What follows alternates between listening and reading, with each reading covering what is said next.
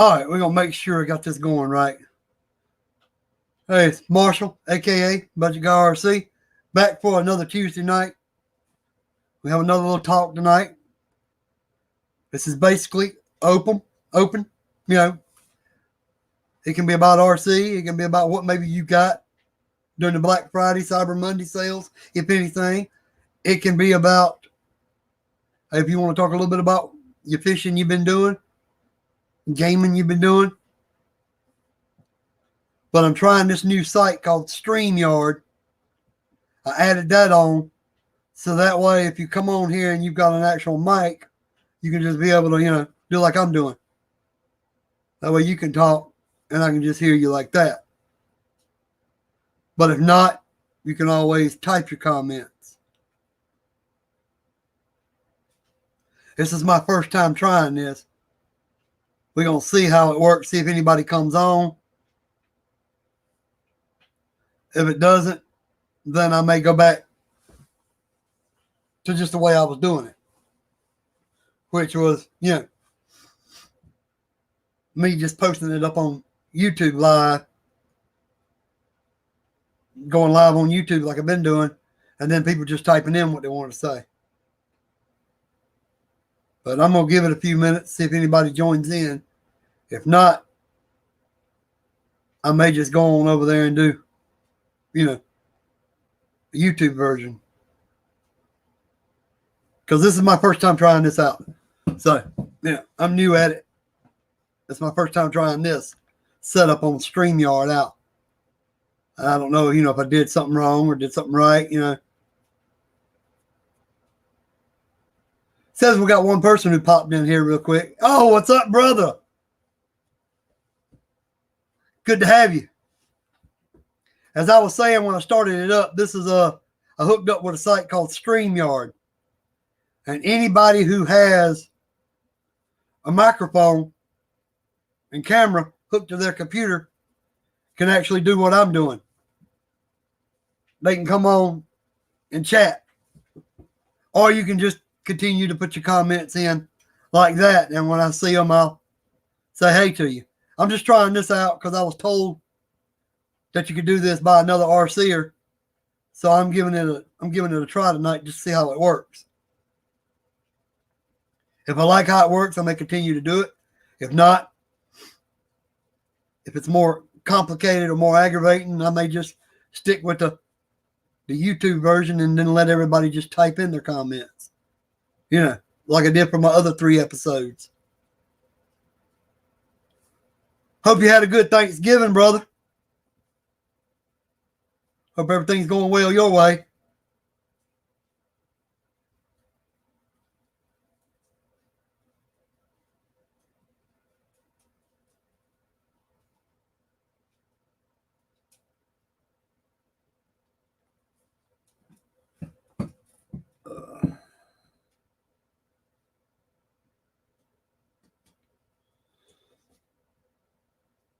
But I'm going to go ahead and put it out there. I'm going to say it, and I'm going to probably put it up in the comments. That way people can see it and know who gave me the idea for the StreamYard, because I like to give credit where credit's due.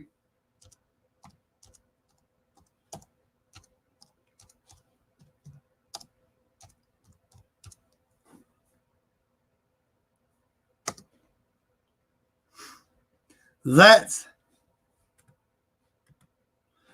who gave me the idea for hooking up with this. I saw something really cool, a tractor pull RC. Oh yeah. Yeah, the art, what it back up, hook up to that little sled like thing, and then pull it down the track, and the weights move up on the sled as it's pulling it. Is that what you're talking about? Is that the kind of tractor pull thing you're talking about? Or was it actually an RC done up as a tractor? I'm just asking. I want to make sure I'm in the right, saying the right things here. But again, I want to thank the Tank RC for mentioning this StreamYard to me. That's why I put the Tank RC up there, so everybody knows He's the one who suggested I try the Stream RC. I tried the StreamYard to go with my YouTube thing. Yeah, it was awesome. Yeah. Just you can type in Tough Truck, RC Tough Truck, pulls, and I think you'll find a lot of videos concerning where they make their trucks, like where they can pull these sleds just like the real ones do. They have I've actually seen it on YouTube, what they call it, Tough Truck trials or Tough Truck competitions, RC versions, where they make them where you got to go through the mud holes and do just like the big mud trucks do.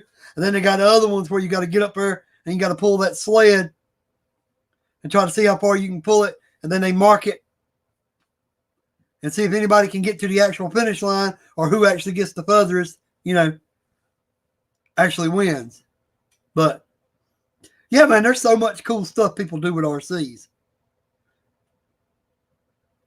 There's of course getting one and just going out in your front yard and bashing it around, jumping some ramps with it and playing around with it like you used to see me doing when I lived beside you. Then there's the flying the quads. Then there's the taking the boats down to the lakes and running them, or getting a bait boat and using it to help get fish. Then there's the trail ones and the crawling ones like I like to do a lot more of. Then there's the racing, where you take like a short course truck or a buggy and you go to an actual track and get out there and race against other people. I really like watching that. Even if I'm not out there racing, I like to watch it. Hopefully, if they're still open, I found what's supposed to be a couple tracks less than an hour away from where I live. And I'm going to try to pop in and see them. If not at the end of this year, starting them next year, I'm going to try to pop down there and maybe try to watch a race every now and again. And then maybe try to talk to some of their drivers, their racers, and see if they can tell me some better spots where I can go trail and crawl at while I'm still looking for some on my own. But yeah, there's some awesome stuff. I still get on and just type in random names for videos concerning RCs just so I can see what people are doing. The other night I typed in like custom so-and-so and I put a name beside it just to see what people were doing with that type of rig. Maybe some custom work they were doing with that certain RC. But it's like any hobby, though. It can get expensive. I mean, RCs, some of the ones aren't cheap, especially the ones like you're talking about, like doing that sled pull. Some of those aren't exactly cheap because they're putting a lot of money into them to try to make sure they don't break. Oh, man. To tell you the truth, brother, I didn't realize it until I moved in beside you. I got on YouTube, started watching videos, and I watched these short course trucks, actual championship races where you get the trophies and stuff, for racing this truck around the track. And these guys are jumping these jumps, and then they go through these whoop-de-doos, like things as they call them, come around curves. They got sharp curves they got to take, and then they come up and hit what they call a double jump. And I'm sitting there going, wow, these RCs do this now? When I was growing up, my mama got me one that was hooked with a cord, had a cord running to the back of it, and you had to run behind it most of the time. Then I graduated to, when I first got grown, I saw a gas RC, 136 mile an hour. I've seen guys hit that with electric ones. But yeah, I love the sound of the nitro. You just have to do a lot of tuning with them for the different seasons. Because what you got it tuned for to run during the summertime, it may not want to run during the winter. And also more chance of breaking them when it's cold weather out. The plastic parts get more brittle during the cold. But that's why I like the trailing and the crawling. Because they don't generally break as easy as the faster ones do. But yeah, there's so much out there. I mean, you can type in like Sorca, Sorrca, class 1, class 2, class 3. Type that into YouTube. And you'll find people out doing the trailing and crawling, kind of like what I do, but they're doing it in competitions where they put up these little gate markers on each side, and you got to fit your truck in between those gate markers without touching them. And then you got to get to the next gate and do it. And there might be like 10, 12, 15, 20 gates or whatever that you got to make it through. And you got a time limit. And then they give you like bonus gates that if you done got through most of the other ones, you could stop off and go through the bonus ones, hit them real quick, and come back and finish the track. So there's so much out there, man. I had the little corded ones as a kid.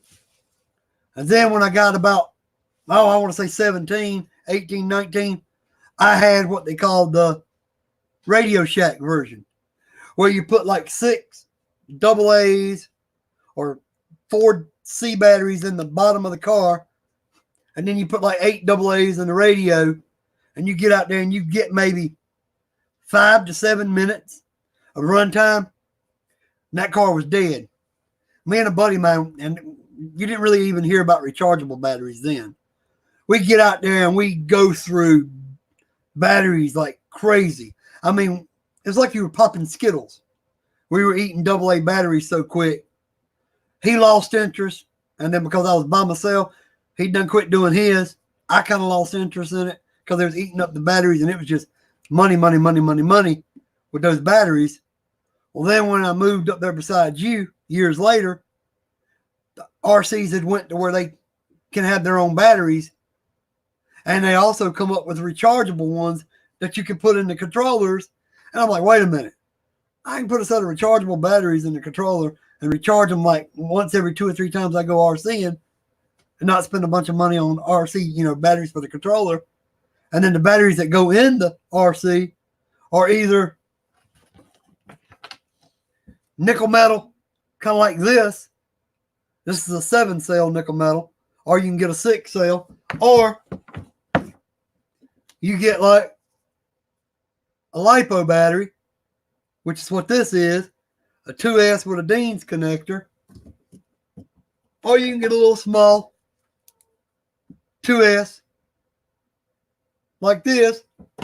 Then they have what they call the lithium ions, and all those batteries, you can just recharge those and keep running your RC. And when you notice that it's starting to get where it doesn't run as long the next time you're out, and it gets where it gets worse and worse, you know, okay, that battery might be about to wear out on me. Time to order a new one. But it's not constantly dumping them AA's and C batteries, them D batteries, or whatever, them 9 volts that you had to put in the bottom of the Tyco RC and the Radio Shack RCs. So yeah, they really leaped forward. And compared to where I came into it a little over 5 years ago, they have done leaped way forward past that now. They've got RCs that come from the factory that are already doing 50, 60, 70 mile an hour. Straight out the box. You put the right battery in them, you can clock them going down the road with a speedometer type thing, and they'll be doing 50, 60, 70 mile an hour. They've got one out that looks kind of like a Formula One car. And I've seen guys running, getting 60, 70, 80 mile an hour out of this car. So, yeah. I watched a video one time of an RC, and it was an electric one. I think this thing was doing like 145 mile an hour down the road. I mean, of course, you got to find the right road where you can get to, because you don't want to have to worry about every few minutes a car coming trying to run over your car while you're trying to, get this speed. But yeah, they really leaped forward, brother. Back when we would have been growing up, it was more like I said. When I was a kid, it was the corded version. I had to run behind it, and it went forward, and it turned one way in reverse. And then as I first got grown, I went out and got the Radio Shack. I had a buggy, I think it was, and I had one pickup truck. And they took either C batteries or 4Cs and one 9-volt in the bottom of them. The other ones took like 8 AA's and then maybe took 2 9-volts or something. And then they took like 8 AA's in the controller. So you were just buying loads of batteries, and you had to get Duracell, or you couldn't even get 5, 6, 7 minutes out of it. If you went and got some no-name off the wall batteries, like from Dollar Tree or something, oh, you might get 2 minutes out of it.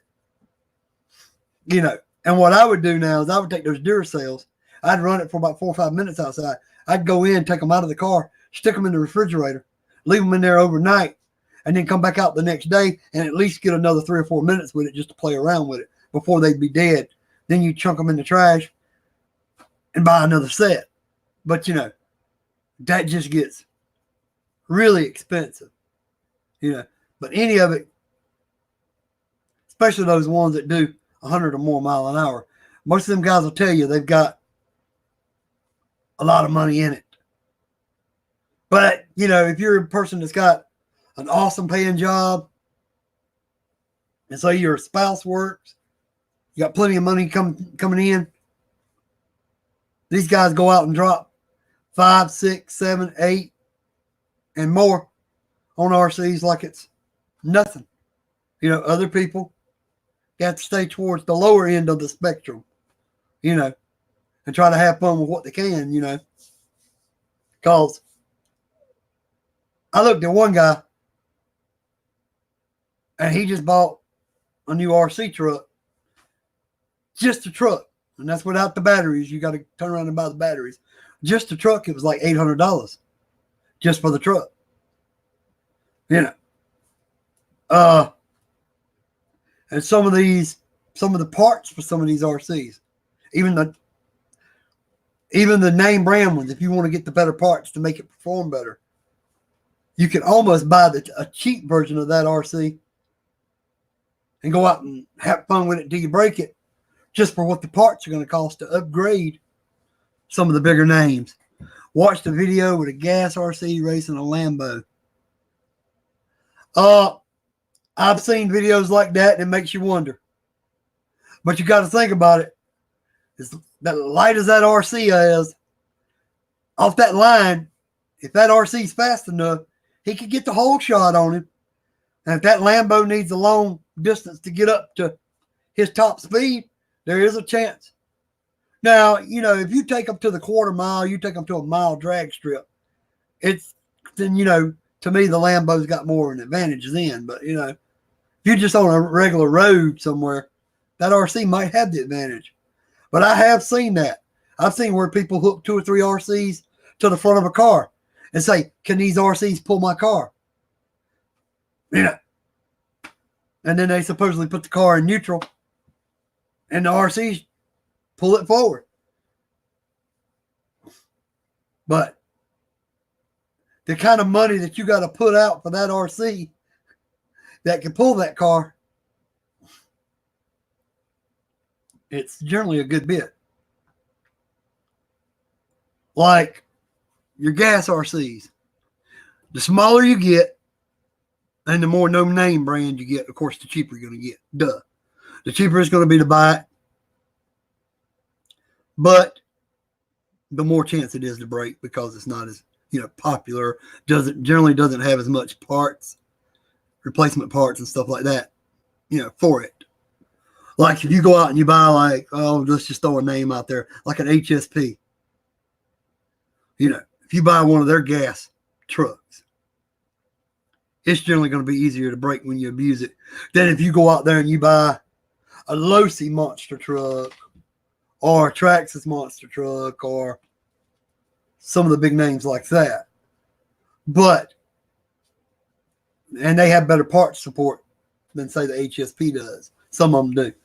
But me, it's just all about fun. If I ever get me a gas engine vehicle, it may be like some no-name short course truck or something, or some no-name buggy, or some no-name monster truck, you know. just to give it a try. Unless I can run up on a used name brand on eBay or in one of them RC groups that somebody's selling off, for a good price.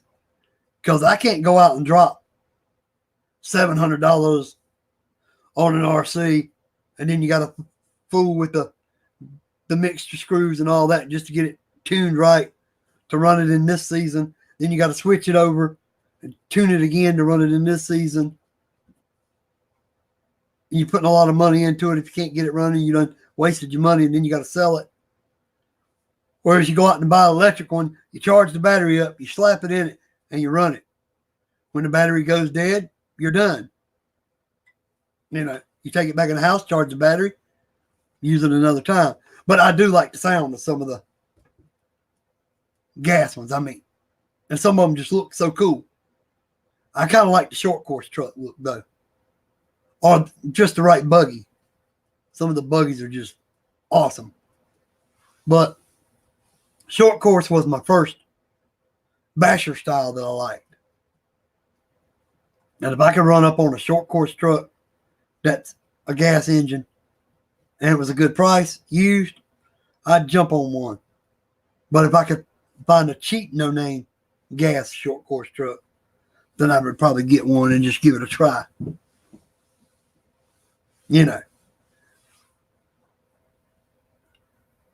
But try to make sure you don't run it, too early in the morning. You don't want your neighbors calling the cops on you, saying he's out there running this loud little lawnmower-like engine. This little weed eater, he's out there running it wide open at crack it down. Because that's what they kind of sound like. Some of them do. They sound like a little weed eater engine. Some of them do. The little smaller gas engines. Sound like a little weed eater. But, yeah, brother, they really have went forward.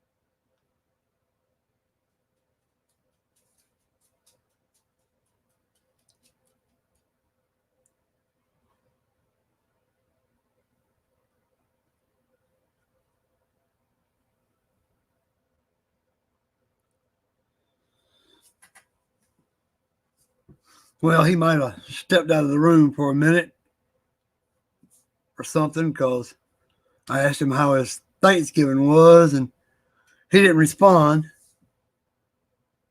It says he's still logged in up here. It says, he's still viewing it. But he may have left the room to get him something to drink or to go light a cigarette or whatever.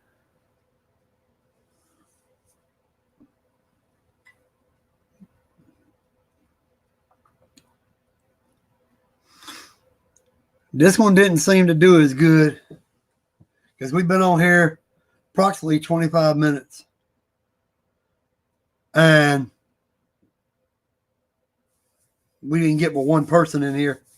So didn't look to do as good tonight as it did my last three.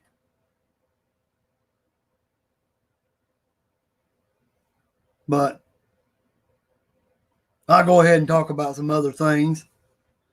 That way, if anybody pops in or wants to pop in and check this out later, I got to figure out exactly how this uploads to YouTube after I'm done with it, since I've never done this before on this site.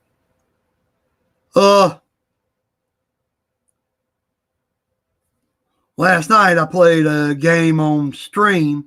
Well, Steam is what it's called. My bad. Sorry. It's called Steam. You go on this site called Steam.com. You sign up. You agree to their terms. And then you can look in there and you can make an account. You can look in there and see games that are free that you don't have to buy, free to play. Or you can purchase them if you want to. And I went in there and found me one called Path to Exile. Oh, your phone's lagging on you. I understand, brother. Yeah, that can definitely happen. And your Thanksgiving was great. Well, I'm glad. I'm glad to hear that. Glad y'all had a good one. And sorry your phone's lagging on you. Yeah, they can do that. And plus, location. Back there, exactly where you're at, could have caused it to lag a little bit more. I was bringing up the fact that this is my first time doing the StreamYard version, and then going to try to upload it to YouTube. I don't know exactly how all that's going to work. And the fact that you're the only guest tonight so far. And I was going to go ahead and bring up that I jumped on a site called Steam.com, went on there and downloaded their site and everything, created an account on there, and found me a little video game that I could download to my computer and play when I get bored, just, stuff like that to do. I like doing everything. I play video games on my PlayStation 3, play video games on the PlayStation 4. Plus, I do computer gaming. Not to mention fishing, RCing, So, not to mention the kayak. So, I do a little bit of everything when it comes to hobby stuff. And I got this game called Path to Exile. That's what it's called. And I had a blast on it, playing it last night. I may get on there again tonight after I get done here. Then again, I may jump on the PlayStation 3 or PlayStation 4. Haven't decided yet. But I'm just going to talk about a few things. So if I get this uploaded to YouTube, when other people pop on here, they can catch into it, Now that COPPA law that I told you, that Child Protection Act thing that's going into effect and everything, and affecting different people different ways. I was going to pop back and jump on what you were talking about, whether it was going to affect you or not. To me, your videos are about fishing, or about stuff that makes it easier for you to fish, and different bait that you catch to go fishing somewhere else. I don't really see anything you're doing as targeting actual children audience. Like under 13. Now, you said somebody else edits your videos. Do you actually upload them to YouTube yourself, or does that person do that for you as well? Reason I'm asking you that is because you can go into your page on your YouTube. You can look down there and find like settings, go down, find audience, and you can go ahead and set it and say not for children.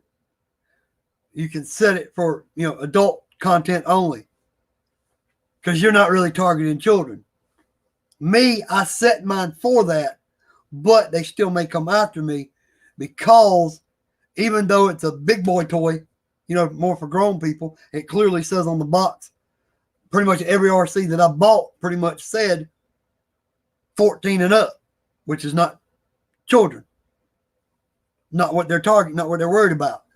But I've heard a couple of RCers they've gone after, saying that their videos did target child audiences. So I got to wait and see. Mine's I went back and changed all my videos and said they were for adults. But if they watch the first 5 minutes of my video, or they see it in the title, some kind of wording that makes it look like it's for children, they could come after me and say this video violates. And they'll give you, I think they give you the option to remove it. And if you don't remove it in a certain amount of time, it's $40-something thousand fine. Now, if that doesn't get changed and there's not something that can be done about it, and they target me and they tell me, oh, 5 of my videos are detected as for children, I can remove those or be fine. Well, I'll remove those 5 videos. But now if they come on there and they click on there and they say, oh, 100 and something videos or whatever that I've got up are targeted towards kids, I've got to remove them or they're going to, find me. Then I'm either going to have to just say, okay, I'm changing my channel and I'm just going to put up stuff on fishing. I'm just going to do these little, just call it Tuesday Night Talk or something like that, and just do these little talks on Tuesday. Talk about fishing, talk about a little bit of gaming, maybe throw in the RC here and there, talk about them, but not have anything in the title about RC. In other words, it'd just be Tuesday Talk. And then take the RC out of my name. And just be like Budget Guy Adventures.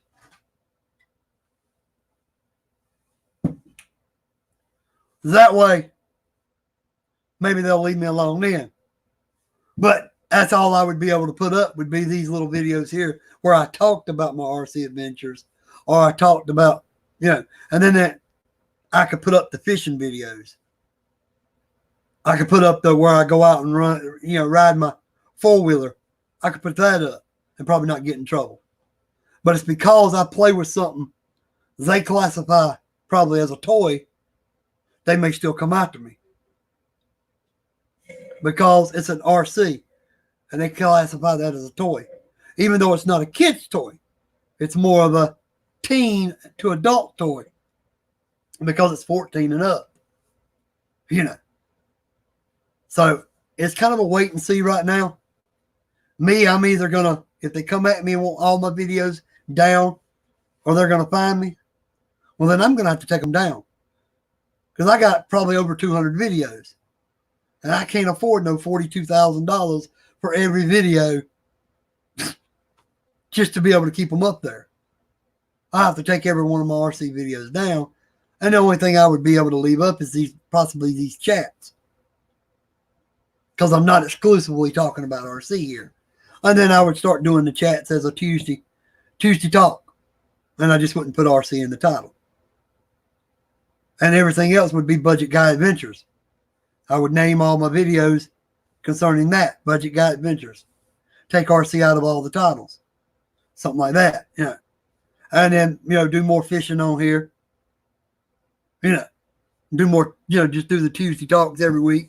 Do more fishing videos, unboxing rod and reels that I get, or fishing lures that I get, or whatever, or new spots that I find. I don't know what I'm going to do. Like I said, I'm just playing it by ear right now.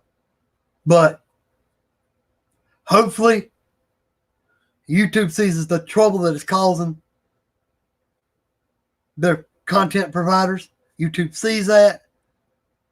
Hopefully they'll get in there and make it where we can have some kind of rating, like PG 14 and up, only allowed, where you can click a little rating, so that way you can't log into my video, you can't watch my video unless you're this age or above. That way my video doesn't have to worry about, oh, it's an RC. We want to classify all RCs as toys. Just because mom and dad bought them one with a wire connected to it, and it says toy for ages 5 and up. Whereas the ones I run generally say 14 and up. But it's a thin line, and I'm hoping YouTube will step in and say, okay, let's put a rating, an age rating thing on here. So that way our creators can just click that, and nobody under that age can get onto their videos. That would be problem solved. You make it age rating only. You satisfy the FTC. You satisfy COPPA. Satisfy everything. And you satisfy most of the YouTubers out there. Because they'll be like, okay, I can mark my video for ages 14 and up. You know, nobody, I ain't got to worry about any kids getting in there. And then you don't have to worry about getting in trouble. I can still continue to do my RC videos. Because I don't want to say 50,000 cuss words in a video just to make it where it's adult only and not child. Because that's just not me. I've accidentally cussed in a video that I was out doing when I was trailing. Like I'd slip on a rock and I'd say a bad word. I'd be like, oops, sorry. And I'd be like, nah, I don't even need that little bit in there. And I'd come home and I'd cut that out of my video. Because I didn't really see where that really needed to be in my video. Whereas I've watched other videos and it's like every 2 to 3 words, people are cussing like a sailor. It's like you're in a bar one night and you're hearing all these people just get rowdy and just half the video is cuss words. I mean, if that's what they want to do, that's their business, but that's not me. And if that's what I got to do to be able to keep my channel as is, no. You know, I had a good little run. I had fun on here. I met some very nice people. Met some not so nice people, you know, and I made some friends on here. And I love the RC community. I mean, you can generally, if you can't find it by typing it in, you can generally go to another RCer, type in a question on one of his videos, and they can help you find the answer that you need for a problem you're having that maybe you can't solve on your own. You know, and I like that. I like community stuff like that. Just like me, you, and the Shin RC guy, the one that does the Pickle Hunter, the fishing channel. Me, you, and him were sitting here all talking about the kayaks. You were sitting there giving us advice to help me and him with our kayaks. You know, and that's what the community's about. Now you got to worry about, well, is this guy going to be around anymore? Am I going to be able to watch his videos? Is he going to be able to watch mine? Because this new little law might just wipe a good portion of people out. Then again, they might see how it's affecting everything, and they might do some changes, some tweaks that might make it okay. I don't know.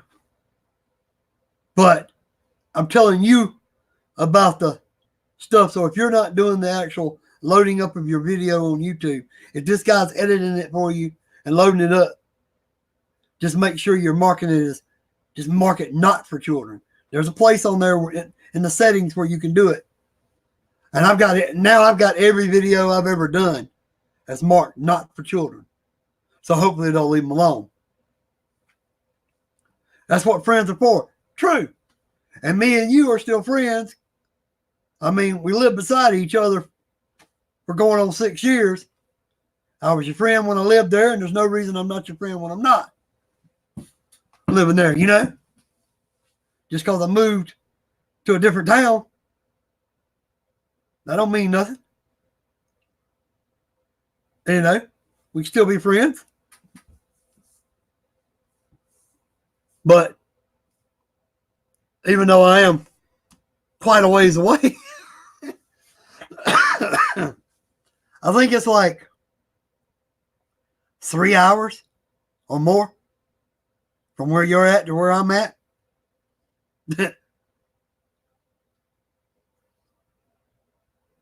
Cold coffee. It's a cold coffee that I buy in a jug. And then all I do is shake it up, pour it in my cup. It's one of my little pleasures. It's kind of like iced coffee, but I just didn't put no ice in it. And then I have water back there in my coffee pot so I can make me some hot coffee, hot enough that it'll stay hot for a while later on.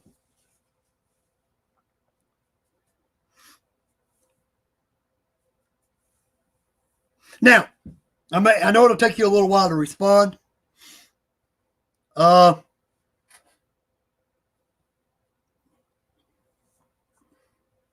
you still intrigued me about that automatic,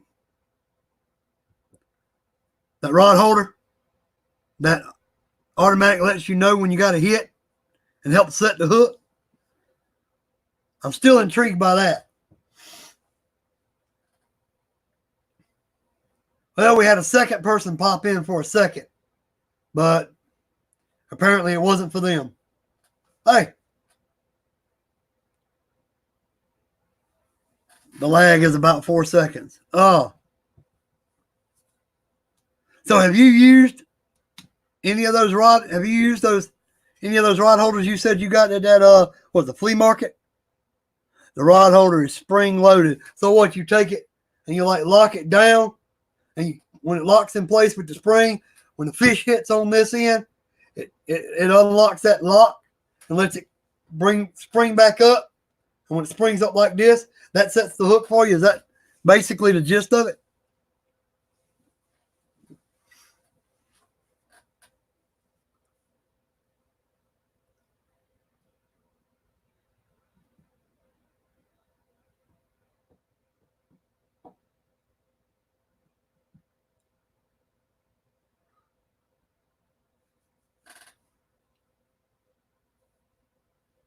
But yeah, is that basically how that works? Well, I know it takes you a few seconds to.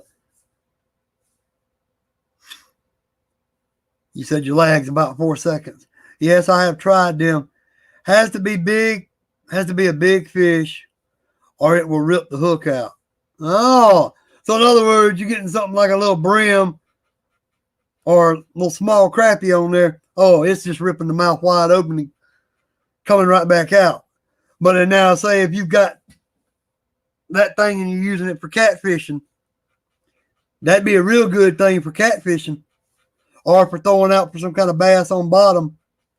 Say if you got a live minnow and you just got it free lining, letting it swim down low, you can throw that thing out, lock it in place, or a big old piece of shad or something, a big old shad on there or something, some live bait, and have it swimming around. Have it down there for some big bass or some cats. I believe it would be real good for some big cats, but not when they're bumping it, slacking it. Because, a lot of times cat will come up and they'll push it back towards you, slack that line up, then they yank it. That's when it would work real good for the cat, though. When they pull back on that thing, set that hook, maybe get you a cat. Now, I'm not saying you got to. I'm just saying you did mention last time you had 4 of them, and asked me, did I want you to send me one? Did I want one?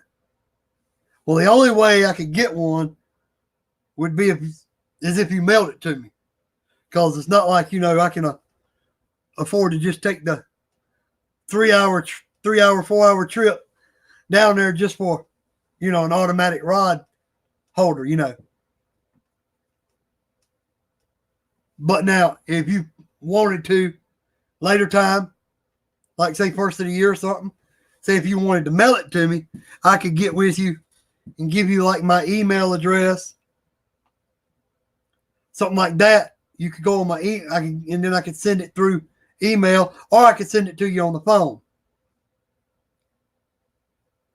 Because I think I still have your phone number. I'm not sure.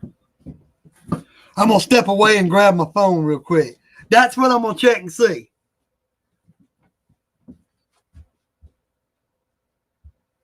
If I still got your phone number, I can just send it over the phone. But yeah, if nothing else, I'll give you my email. Because I've got an email. Duh. I think most people do, especially if you're on YouTube. Give me a second. My phone takes a minute to boot up. I'm going to check and see if I got your number in it. If I do, I can just, text it to you one day, or I can call you and give it to you. Give you my address here.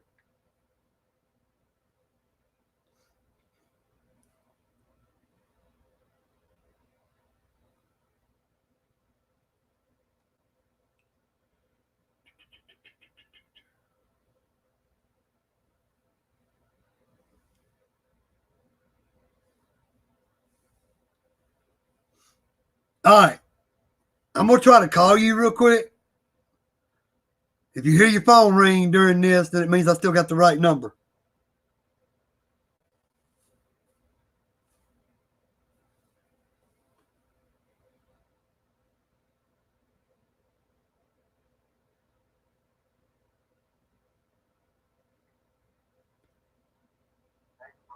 What's up, brother?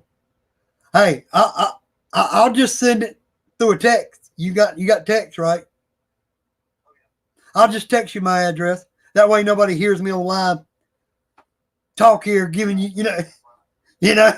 I don't mind people knowing I live in South Carolina, but I don't necessarily want people on YouTube knowing where I live in South Carolina, Because one of my friends that does RC, he gave out his address one time to somebody. Next thing you know, he had a stalker. Yeah. As weird as it is, he's not that big of an RC channel, not much bigger than mine, but it happens.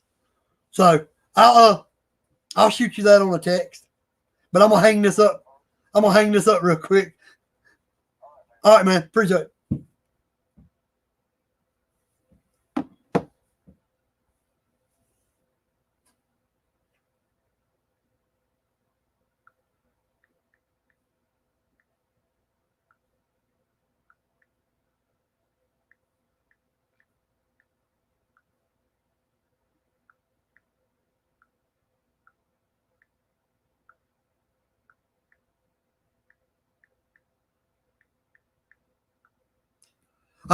If anybody's wondering, I'm sending my buddy here wishing I was fishing 73, my new address. And I'm taking a minute to do that real quick, and I didn't want to give that out on here on live.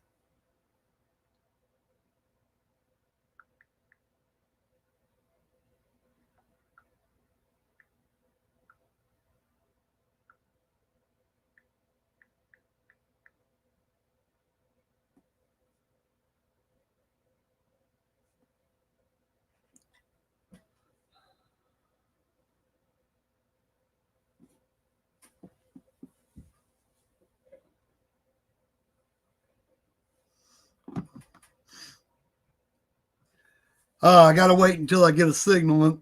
Inside this place, sometimes I don't get a signal. As soon as I get a signal, brother, I'll resend it. I've got it on my screen. I just got to resend it.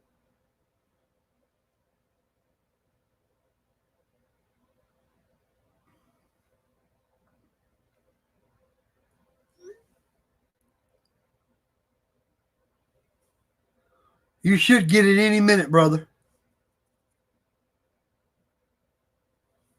Let me know if you do or you don't.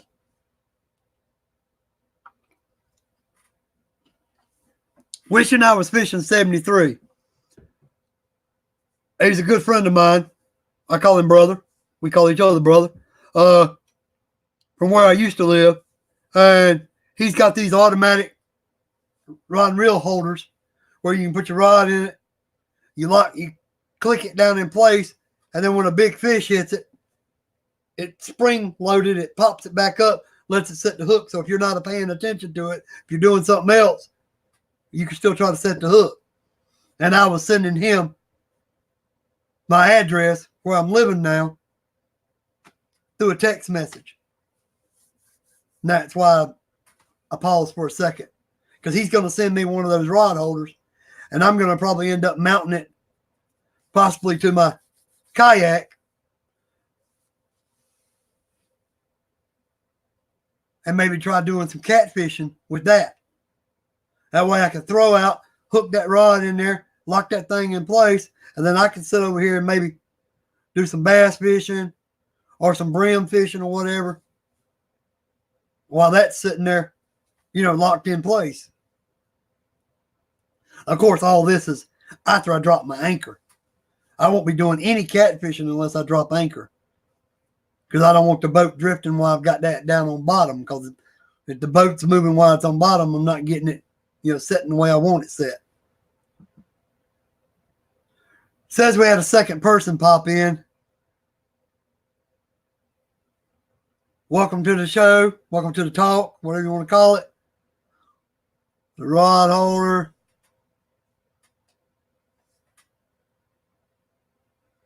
I'd really strong. You got it? Cool. Glad you got it.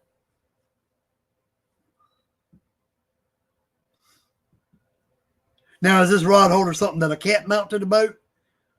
Is it something that I'm just going to have to use, stick it in the ground? Or is it something that clips onto a pier? Or is it something that I can put on my kayak? This rod holder. Figured I might as well ask this question. After I just said, hey, I'd love to try to mount it on my kayak.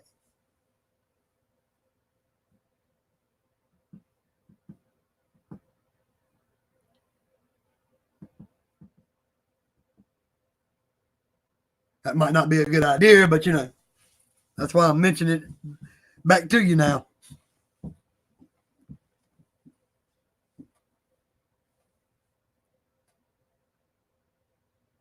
And oh yeah, now that I text you my address, now with that text message, you have my actual new number. This is the number I have. I got this phone after I moved up here. My other phone wasn't giving me any service in the house at all. And it was cutting out on me when I was driving to the store. I'd be trying to call my girlfriend to see what she wanted to get that night for supper. And the phone would cut out on me. And it just got aggravating. So I just went and got another phone. And now I'm giving you got the number to it. So you can just put that number in there under my name. That way you'll have it.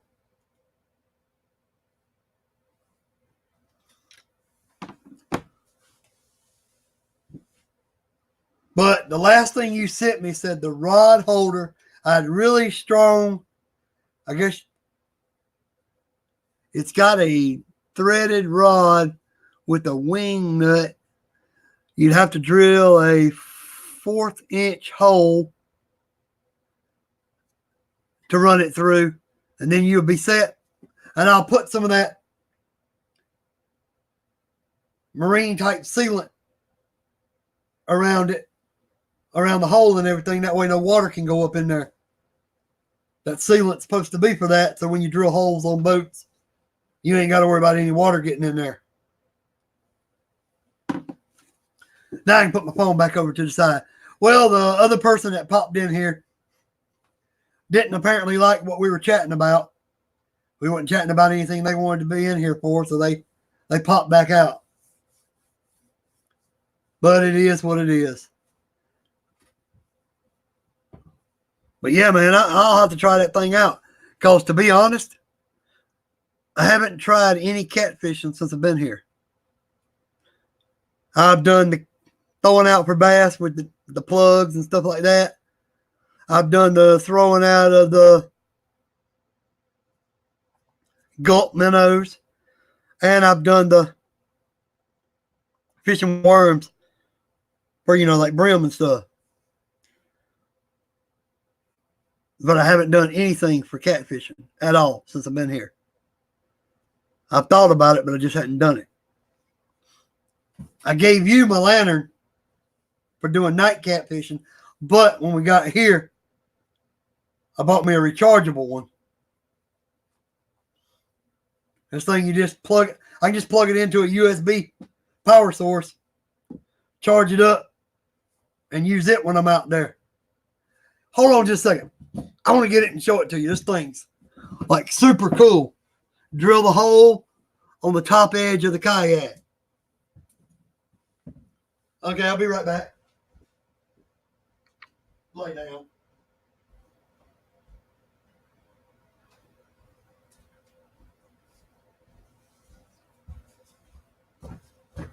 Now,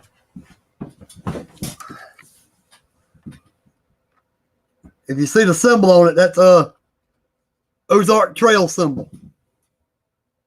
has a handle right here.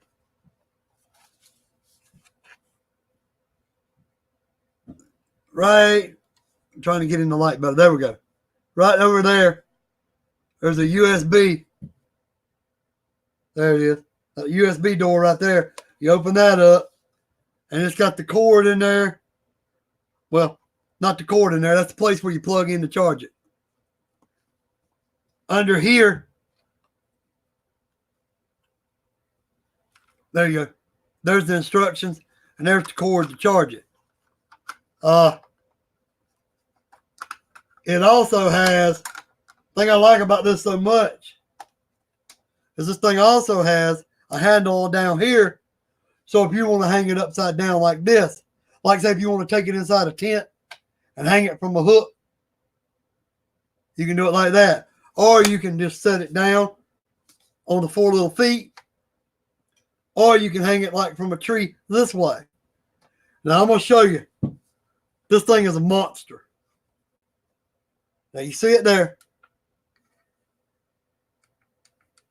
That is the lowest setting. That is as dim as it goes. Now, let's go. That is as bright as it gets. Now, that is mega bright. I mean, you look at my glasses. It completely blurred them out. And that's as low as it goes. You could set that down like if you were at a picnic table or something, putting your bait on. You could set this down on that picnic table beside you, put your bait on and everything, put a hook on. No problem. I bought this at a local Walmart. I think this thing cost me around 30 bucks, 30, 35 bucks. And I don't have to worry about propane. I don't have to worry about getting those little things that go up on there that you got to tie on. So you can, light it up, and I don't have to worry about any of that. But drill the hole on the top edge of the kayak. But yeah, I got this. That way, if we have a power outage, this is a good emergency light in the house to turn on to be able to see, to get around the house. Plus, now if I want to go fishing and do any catfishing and it starts getting dark, if I took this with me, especially if I'm catfishing from the bank, if I'm sitting there and I got me a fishing chair, I got this sitting right here beside me, turn the brightness up a little bit more, chunk out there on bottom. Every time I reel it in, I need to change out the hook and whatever. Crank the brightness up while I'm changing out the hook, cut the brightness down a little bit, throw back out there on bottom. And this thing's got a long time it stays charged. I haven't charged it in over a month or so. So just sitting, it stays. Looks like a good crappy light. Hey, as long as it ain't in the water, it's good. Plus, it's got like Bluetooth. It can hook up to like a Bluetooth. If you look right here, it's got a speaker right there. And it's got volume control for a speaker. I think you can plug in this little plug-in. There's a little one right here. Right there. And I think you can plug into it. There it is. I think you can plug your phone into that and send your music straight out this speaker. So you can have your music if you wanted to, plugged into the back of this, coming out this speaker. So if you're fishing during the daytime and you decide you want to jump in for a little swim, hook your phone up to this, crank the music up, and you listen to music during the daytime. You got your speaker. And as it starts to get dark, you got you a good lantern. I couldn't resist it. Me and my girlfriend talked about it before we moved. That's why I went ahead and gave you that lantern. She was like, man, you take that lantern with you, it's liable to get broke. The globe could get busted while we're moving. She's like, just get up there and get you one that's rechargeable or something and has LED lights. And she's like, that way all you got to do is recharge it. You just plug it in, charge it up, take it and go. Come back home, plug it in, charge it back up again, and it's good for the next time pretty much. Now, I will have to be careful if I take this on my kayak, because if I'm out there doing any kind of catfishing at night on a kayak, you definitely got to have enough light so people can see you. But the main fishing I plan on doing from the kayak is maybe right up till before it gets dark. And then right as it's getting dark, bring it on back to the bank, pretty much load it back up in the vehicle, come on home. I might use this for fishing from a bank. I've got me a chair folded up in the corner of the living room that when it folds out, it's a real nice one. It's got a little small table on the side that pops up, locks in place. I can set this light right there on it. And that way it's right there beside me. Have the bait right up there beside me. You know. And then have my tackle box like right beside my feet or something. Grab what I need out of them. Do what I got to do right here from the table. Put it back out there and fish. But yeah, I like how bright that thing goes. Of course, the dimmer you get it, the longer it's going to last. I mean, duh. You crank it up on the brightest setting, it's going to go dead quicker. That's just like if you hook your phone up to it, you know, and you're running it that way, it's probably going to go dead quicker. You're running the lantern part and you've got your phone on it. Now, what I could do, have this thing charged, go right here to the back of it, hook in one of those battery banks, one of those banks that you can buy, charge them up. You can get them 5, 10, 20, 30, 40,000, you know, milliamp hour battery banks, and they're about like this big. And they got a little cord on them. Charge them up. Run the cord from the battery bank into the back of this. And that way, the whole time you're fishing, your battery bank's keeping the battery in this charged.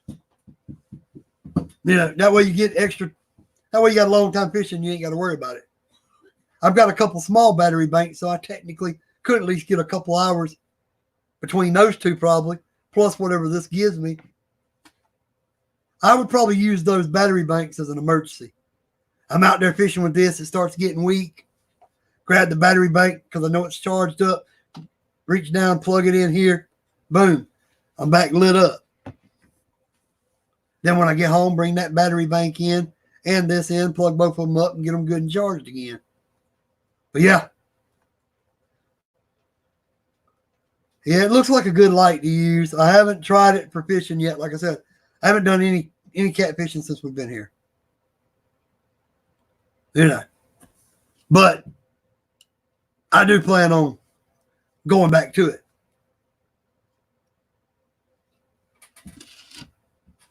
I just haven't done it yet.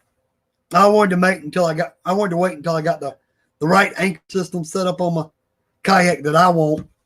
And when I see that it's working the way I want it to, then I'll probably start throwing off the side of it. Once I anchor myself, start throwing off the side of it, you know, with some night crawlers or different things, and let it sink to the bottom. Have one out there like that while I'm over here maybe throwing up in here close to the bank. Say I'm throwing off to the right close to the bank for brim. Have this one off to my left over here out in the, you know, a little bit deeper or whatever. Let's see if I can catch me a cat here and there. But I just haven't, I don't know why I haven't done any catfishing yet since I've been here. I really don't, to be honest. I mean, it's not like I couldn't try it while I couldn't go to the lake and say, okay, I'm here, I'm going to do some catfishing. I guess it's because I don't have any of the stink bait. I don't have anything really that I'd be using for catfish, you know, without stopping and buying bait before I go. And I would already have red worms from the prior time that I went out brim fishing. I'd still have like a half a container or a whole container left. And I would just take them back out with me again and do them, you know, fish for brim. And I didn't think, hey, let me bunch them up on a hook and throw them out and try to see if the catfish would hit it. You know, I just didn't think about it. But I do need to get back out there and do some catfishing. Because, man, there's some good fighting fish. Definitely fun to fight.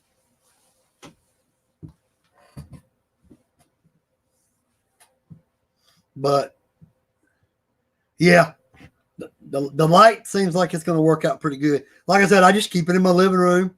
I charge it up once every couple months. Keep it in my living room, sitting on top of my stereo.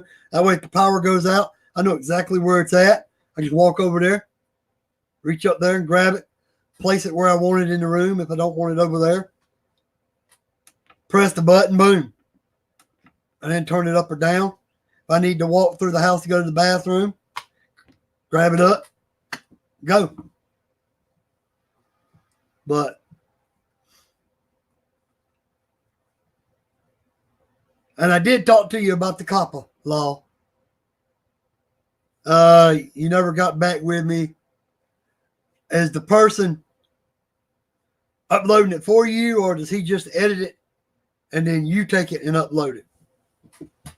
The reason I'm asking is because about that going in there and changing your settings and changing it where it's not for kids. It'll say not for kids or not for children, whatever. Or you got 4 kids, 4 children. You got one of those 2 little options. And I set mine up where it's not for, hoping they'll leave me alone. But like I said, I watched this big RC YouTube channel the other night. And he said that one of the guys he knows that's a big YouTube channel had already been hit. And they were threatening to fine him. They'd already went after this guy already. So I don't know on that. Just touching back on that again. But I think you should be okay because fishing channel. That's just like if I went out and rode my ATV and put up a video, ATV out in the woods, ATV around the block. That's not really targeting kids. Fishing in the kayak. That's not really, oh, this is a kid's video. Tuesday night talk on YouTube. That's not really targeting a kid. But when you say, like at the end of every one of my RC videos, have fun RC, people say certain terms are going to make them look at you more. Like fun, cool, different way you word things in the video can make them look at you more. I don't know. I'm just hearing what other people have said. But come on. Yeah. Just because you say have fun RCing, you're just telling all these other guys that are out here doing it, have fun when they do it. I'm not targeting a kid. What, adults can't have fun? Just because we're older? I mean, you know. Because if you don't eat your fish every time you catch them, then you're going out there for the hobby and for the fun of it, the sport of it. You go out there, you catch them, you release them. Now, I'm thinking about, on some of my hooks, I'm thinking about starting to try to cut the barbs off the hooks. Especially the one where when they get onto it and get the hook set, that barb wants to lock into their mouth. And when you're trying to get it out of them, it ends up killing them. So you might as well took it home and ate it because you killed it anyway. Or maybe it wasn't quite big enough to eat and it got on there and you killed it trying to get the hook out. My friend takes the SD cards I give them and edit the video and it'll upload them for her. Okay. Well, what you can do is get with him. Use circle hooks.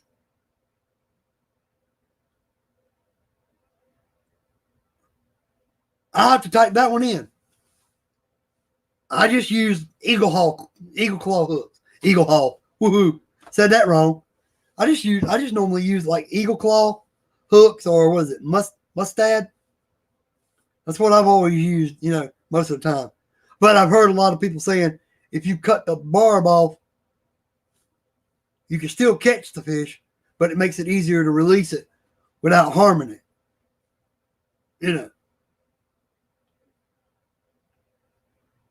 But I'll have to type that in and look those circle hooks up just to check it out. But what I was saying is you can get your friend you can tell him or get him to look it up. always hooks the fish in the corner of the mouth. Oh. So if you use that kind of hook, that means they don't swallow them as much, or because I know I've seen sometimes even on your videos where you would just cut the line and leave the hook in them. Now, of course, if you're taking them home and you're going to be eating them, it doesn't matter if they swallow the hook. Cut the line loose, drop them in your well, keep them alive when you go home. When you start cleaning them up, it doesn't really matter that he swallowed the hook. If you're going to be eating them for supper, if he's got the hook in his mouth and it killed him, it didn't really matter. You're going to be eating him. But if you're trying to catch and release, I hate it when they swallow the hook and you're trying to catch and release, and you go trying to get the hook out. You got your pliers, you're trying to pry it out. The next thing you know, oops, you see blood running out the fish. And he stops moving, you know. I always hated killing them when I didn't want to. You're trying to be as gentle as you can, but that hook's really in there because that mug hit it like he'd never ate before. And he swallowed it so deep, you can't even see the hook. You're just having to reach in there with pliers and feel for it. But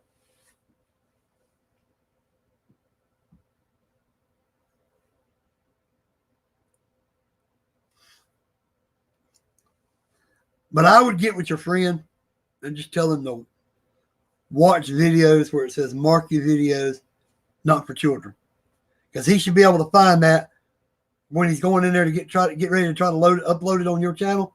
He should be able to find that setting and make it where it's marked not for children. That way you shouldn't even have no worries. But I'm hoping YouTube will step up and be able to put some kind of rating system, like where we can rate our videos PG 13 and up, PG 14 and up, PG 16 and up, 18 and up, whatever, rating that you want to put on your said video. But yeah, I may have to look into those circle hooks.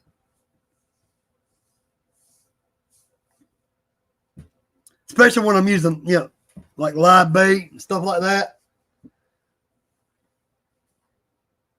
Because they really, especially a lot of time with the brim, catch a brim and they done swallowed it. I mean, it's like halfway back through the fish, seems like. And you're like, oh my God, I got to try to get that out. I'm going to try to be careful. I don't want to hurt him. That's why 9 times out of 10, if they swallow the hook, I'm not taking it out on camera because I don't want to, show that if something happens bad. I would generally just, try to cut the line off, as close to his mouth as I could. And if I didn't think I could get it out, leave it. Works on cut bait too. Cool. Now, those circle hooks you're talking about, you don't really use those when you're using fake, like rubber, like plastics. In other words, if you're using a rubber worm, or you're using, something like that, or a fake minnow, rubber minnow, you wouldn't really use it on something like that, would you? It's more for live bait, ain't it? Live bait, cut baits. Or could you rig it up with a rubber lure? I don't know. I'm just asking, because I had never heard of the circle hooks really before you mentioned it to me.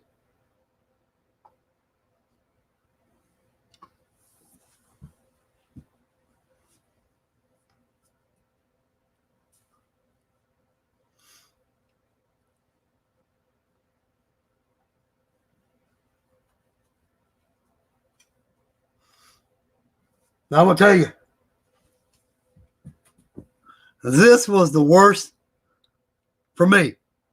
This was the worst Black Friday I've had probably last 5-6 years. And the reason I say this is I was literally broke. And we talking broke. Like $5 or less in your wallet broke at the time. All these sales went on for Black Friday, Cyber Monday, whatever. And there was an RC I had been wanting. And I'd actually done told my girlfriend, hey, I want one of these. or I would like to have this one right here. And there was a couple of them I had mentioned to her. And I said, later down the road. Well, then they happened to put those said RCs on sale during Black Friday. And here I am seeing $60 off of this one, $70, $80 off of this one. No, just live or cut bait. You don't set the hook with circle hooks. Just reel down. It sets itself. Oh, just keep your rod down and just reeling it towards you. And they basically just set the hook themselves. The hook and the fish do the work for you. I'll have to look into those. Had never tried them. Like I said, I've always basically used Eagle Claw or like Mustad. Mainly. Or either I would run by Big Lots and run in there and they'd have a closeout deal on a bunch of packs of hooks, and I'd just buy almost everything they had in the store, throw it in my tackle box, so I'd have plenty of extras. But what I was saying earlier is here Black Friday comes, and there was an RC over here that I wanted. It was a Viterra I was kind of looking at. It was the Viterra Ascender, and it was a 72 Chevy Suburban, green and white. And I had recently told my girlfriend about 6 to 8 months ago, I would like to either have a Suburban or I would like to have this one. And I mentioned a couple of vehicles that I wanted. These are trail crawler type trucks. And they marked this thing down for Black Friday, $80 off the normal price. And then they come over here and they took the Red Cat Racing Gen 8, which is marked down by $60. I'm like, really? And then they took the HPI Venture and they marked it down 80 or 90 off of the regular price. It was off of it. So there's 3 of them right there, trail trucks. And all of them are marked down $60 and up. 60, 80, 80 and 90, somewhere along in that range. And I'm like, here I am sitting with no money. I'm like, really? Just my luck. The best time I could have got one of these and saved some money, and I'm basically flat broke at that time. Now, when I do my taxes and probably got enough money to get one of those said, all of them will be back at regular price again. And I won't have, I'll have to pay regular price. It just kind of sucked, but it does happen. Well, I'm not ashamed for people to know. My job I've had since I've been working here. I've been living here, rather.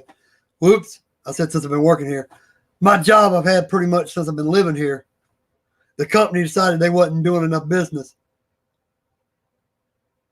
in this area. So they decided to pull up stakes. And they're no longer going to service anywhere near this area.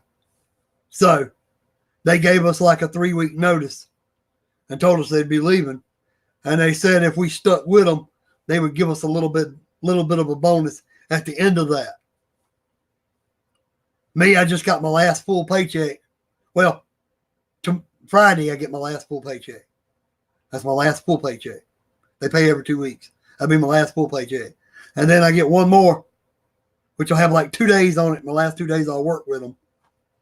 And then there's supposed to be the bonus on there if they keep their word, which we'll wait and see. And then after that, I'll be moving on elsewhere, as far as work. I've already got a couple of things I've already looked into. As soon as they gave us the notice they were going to be leaving, I started looking. So I've been looking and getting things lined up for approximately 3 weeks now. I got a couple irons in the fire, as they say. So hopefully my last day with them is like this coming Thursday night. Hopefully I can start one of the other ones, one of the other places right after that. Because I already let them know, hey, I'll be available after that Thursday. So And we'll see if they give the bonus like they said they were going to do. Yeah. They said if we stayed with them all the way to the last date of business down here, that they would give us a bonus. We're going to see. It's not that big of a bonus, but hey, it's a bonus. And I'm already working for them, so I figured might as well just go ahead and finish it out. But disappointed, yeah. But, it is what it is. Life goes on, So I've already, like I said, been looking for 3 weeks. Got a couple irons in the fire. And with no bad luck, I should be able to, as soon as that job ends, pretty much go into something else. We'll have to wait and see if it works out the way I've got it planned. If it don't, I'll keep looking at other options. I've got, like I said, I got 2 irons in the fire right now that I'm looking at that look pretty promising. And then I've got another one that I'm going to try to find out about within the next few days. And see if I can't get that one. Get in maybe for an interview on that one. But anyway, enough of that sad sob story of, the company I work for going out of business and everything. But yeah, it does suck when you're low on money on a Black Friday and you see a lot of these great deals. I mean, because here you are, could save $60 to $80 to possibly $90 on something you already wanted. It's not something that just the savings made me want it. I was already wanting those particular ones. I either wanted this Patera RC or I wanted that Red Cat Gen 8 crawler, or I wanted that HPI, venture crawler. I was wanting one of those 3 as like my next crawler. But it just so happened I didn't have the extra money. Because, like I said, my business is they're going out of business, And so that meant our hours went down, for a while there because they wasn't doing good business. And that made my money kind of in the toilet, so to speak. Thank you, brother, for the good luck wishes. But yeah, I'll do what I got to do, But if people are wondering, people that watch my channel, if they're wondering why they haven't seen any RC unboxings, any upgrades concerning the RCs or doing anything like that with them, I really haven't had all that extra money. If you look, since I've been living here, I've only done a couple of unboxings. Maybe, 3 or 4? One of them was a fishing depth finder that my girlfriend bought me. That was one. I didn't even buy that one. Another one was some fishing lures that I got off of wish.com. I didn't even spend $20. I think I spent like $15 for those lures that I had got. That was including shipping.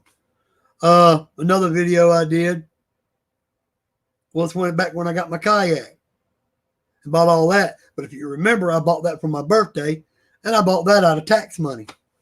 So relatively, I haven't really bought anything RC related since I've been here because I just haven't had the extra money since I spent the tax money and got my kayak, and got the stuff to put on it and everything.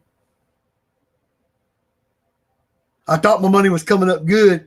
I bought that little bit of fishing stuff, and then it wasn't a month or 2 later, they started cutting hours, and I'm like, I'm going to have to keep it tight till I see whether they survive or whether they sink. Unfortunately, they sunk here. So, on to something new. Hopefully, bigger and better,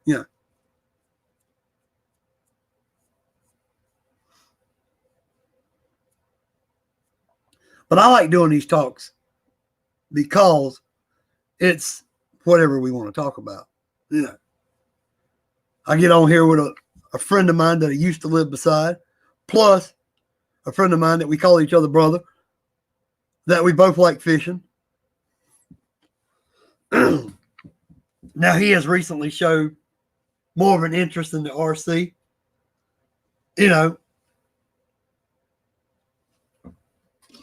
And I try to give him any advice on anything that I do know for sure. If not, I'll tell him where he might can find stuff and, steer him in the right direction if I can. But I just like doing these videos so we can talk about stuff like that. Well, we got a second person who popped in for a moment. They may not stay because tonight's been one of those nights. This is my first time doing a video using StreamYard. So that way people could actually chat.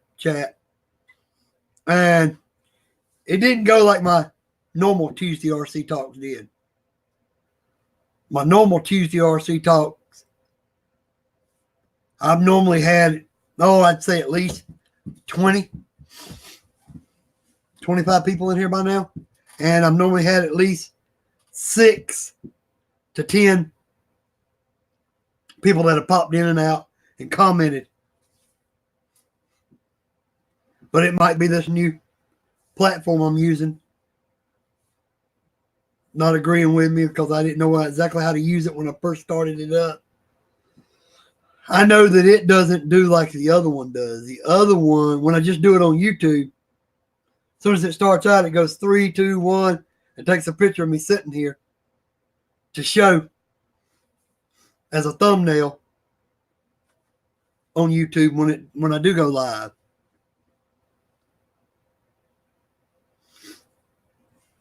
But yeah, tonight we've talked about fishing stuff. We've talked a little bit about the copper stuff that's in effect. And we've talked about like LED lanterns, rechargeable. We talked about like automatic rod holders that are spring operated where you lock it down. And then when a big fish hits, it pops it up and they set the hook on themselves. We talked about different type hooks you can use. And I talked a little bit about the company I work for going out of business. And I'm going to have to be entering into another job shortly after they do disappear. We talked about Black Friday, some of the deals I saw that I wasn't able to get this year because the money just wasn't there for it, but wished I could have. So we've talked a little bit about just whatever. What's up, Steve?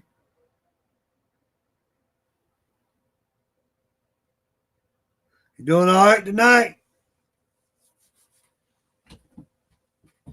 Good to have you. And Steve, the way I got this one set up tonight, I went, Tank sent me a message, Tank RC. He sent me a message and asked me, did I have a site? Had I used a site called StreamYard?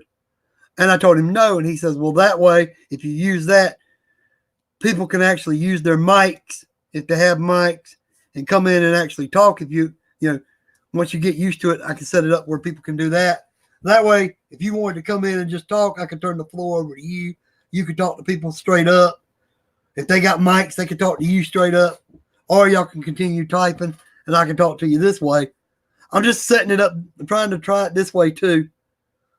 That way down the road, if more people are in here and people want to talk like this, just, hey man, what's going on, man? You doing all right? And we can see the different people that are in here. But now, of course, I understand if you're using your phone or if you don't have a mic set up or a camera, hooked to your computer, you just want to type it in and go with it that way. I've got a webcam that I bought and added to mine.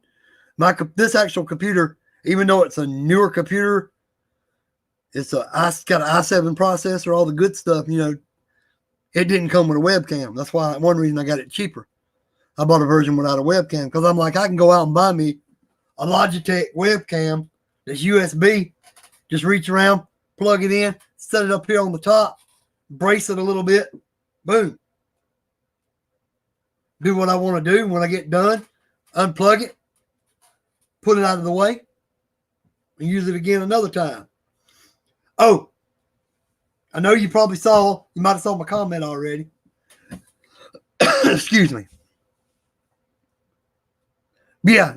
I just got used to the Google one a bit, and then they trashed it. Man, I was so upset when Google Hangouts went away. I used to love Google Hangouts. You could just get on there, start up a Google Hangouts chat. You'd get 30, 40 people in there just typing in stuff or saying stuff with their mics. And it was so much fun. And then we're going to do away with Google Hangouts. It's just like, we're going to do away with all the RC chat groups, all the RC groups. So they did away with all those groups where you could go on there and post your videos and all those other different groups. You know, I had an RC group over on Google Plus, and I was a member of about 35 other RC groups on Google Plus. And all that went away when the Google Plus, just like the Google Hangouts. All them groups went away. I had it was called the RC Fun Club, or just RC Fun Club. It was either the RC Fun Club or RC Fun Club. And it was just about, different RC guys posting their videos in there and asking questions. And then we would set up a hangout. Oh, we're going to do a hangout. We're going to do a Google Hangout this so-and-so.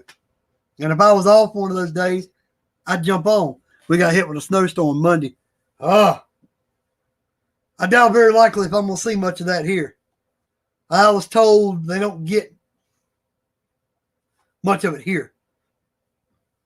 Now, where I lived before I moved here, we get it a lot of times 2 or 3 times a year. Spurts. We might not get a bunch, but we would get it 2 or 3 times a year. Where I moved here, we didn't get it none last year. And I talked to a lady that's been living here for like 15 years, and she told me she's only seen it once or twice in the 15 years she's been here. Now, I want to throw one at you, Steve. I got to throw one at you. I didn't comment on that video, but I saw your Backlash City, your bird's nest, on your bait caster. Me, I'm going to tell you straight up. I'm like you. Spinning reel, number one in my book. My favorite reel to use is a spinning reel. Right now, that is all I take with me when I go fishing. So you were catching some beauties on Sunday, right before the snow hit. I love fishing with a spinning reel. Now, when I was taught by my dad, when I first learned how to fish, he put me on a Zebco 33. And then he upgraded me as I started getting a little bit older. He upgraded me to something they had years ago. It's called a Zebco 700 Hoss. He put me on that. And that's all I fished with was the 33 and the 700 Hoss when I was a teenager. Well, then I met some friends of mine, and I noticed some of them were using these spinning reels. And I had never tried one. And they told me, drop yours in the water and see how good yours works. And watch us what we can do. And I dropped my 33 in the edge of the water one day, and you could hear the sand crunching in it when I brought it up out of the edge of the water. Dropped that spinning reel down in there, pulled it right up out of the water, and just started reeling. And it worked like a pro. And that sold me on it. And after that, every rod and reel I bought after that was spinning combo. I didn't go back and start using, the close space, the Zebcos, the 33 deals and stuff like that. Other family members did, but not me. Now, bait caster. Those can be quite annoying to learn. Me, I am still not there yet. I'm going to be honest with you. That overhand throw with a bait caster gets me either every time or every other time with a bait caster. Now, I did learn to sidearm. I would get out somewhere where I had enough room to sidearm. I'm going trout fishing Friday. Oh, you lucky dog. Brother, you definitely better film that. I definitely want to see you catching some trout.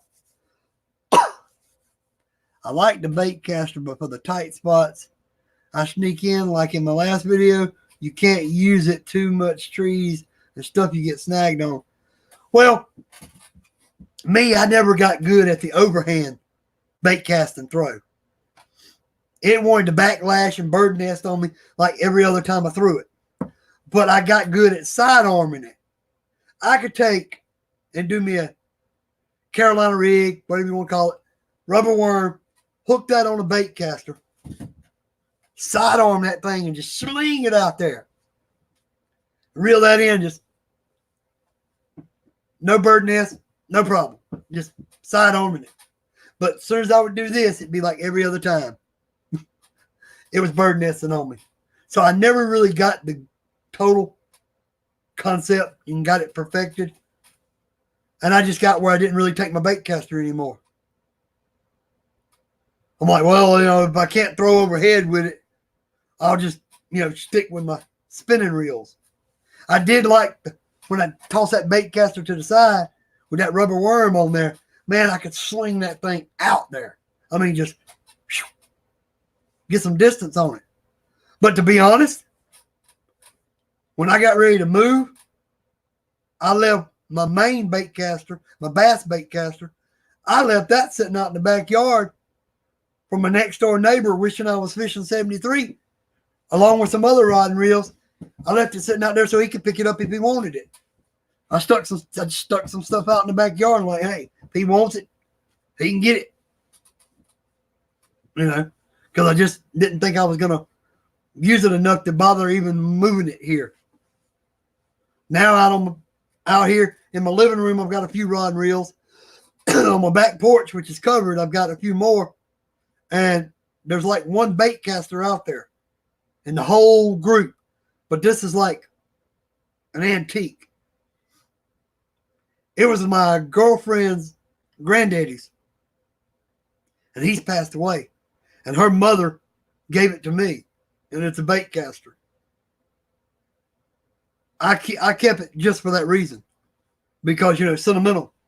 That was my girlfriend's granddaddy's fishing rod and reel. And her mom was nice enough to give it to me. So, whether I'm using it or not using it, I kept it because it was sentimental. Yeah. I brought that rod and reel. But if I didn't think I was going to use them, for sure, I just put them all out in the backyard up against the back porch. Let my next door neighbor know there was going to be some stuff out there. Told him he could have what he wanted. I got them all. I'm glad you did. I figured you got the lantern as well. Because I know I'd put the lantern out there. I put those rod and reels. And wishing I was fishing 73, he also ended up with the paddle boat that I didn't bring. But now he might have gave it away to one of his buddies that would use it more often than he would. Because I think he's more of a kayak guy. But I gave it to him because I was moving and wasn't bringing it.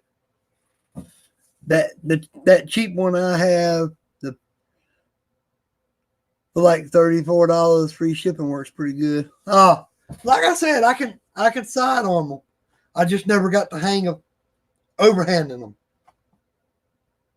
But I could sidearm one, and it was just like, and if I was throwing out like a rubber worm with one, oh man, I could take that thing and just zoom it on out there.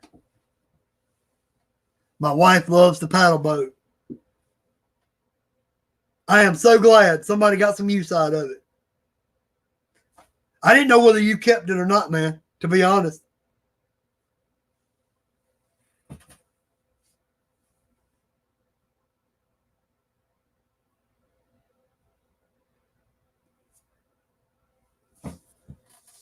Well, I got fishing spots that I used to fish back when I was a kid, which would have been 73. And some of them are still around. Some of the ponds are still actually open. A lot of the ponds, people bought that land and then they marked them as private and wouldn't let you come down there unless you knew them. see above post I did about an overhand.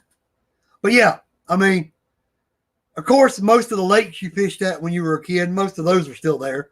There's a few of the ponds that I fished at that are still there. There's a few dams I went to as a teenager in the late 70s that are still in operation. People still go there to this day and fish. So yeah, a lot of my fishing spots are still open. I've got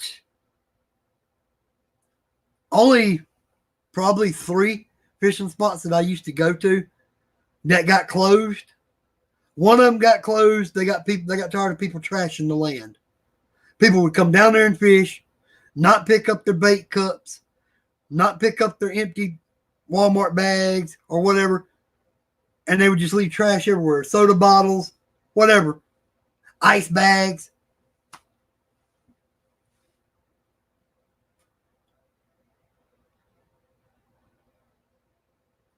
Yeah.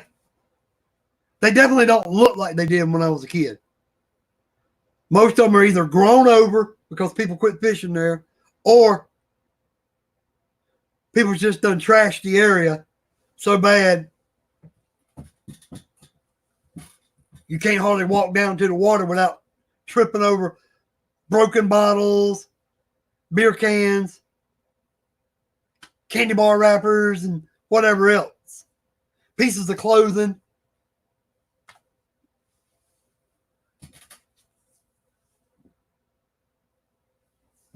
Yeah, I mean, it's like if you own that land and that's your private pond and you've allowed the public to fish there for all these years for free, and they're trashing your land, and you can just simply put up a sign that says private property, no fishing allowed anymore.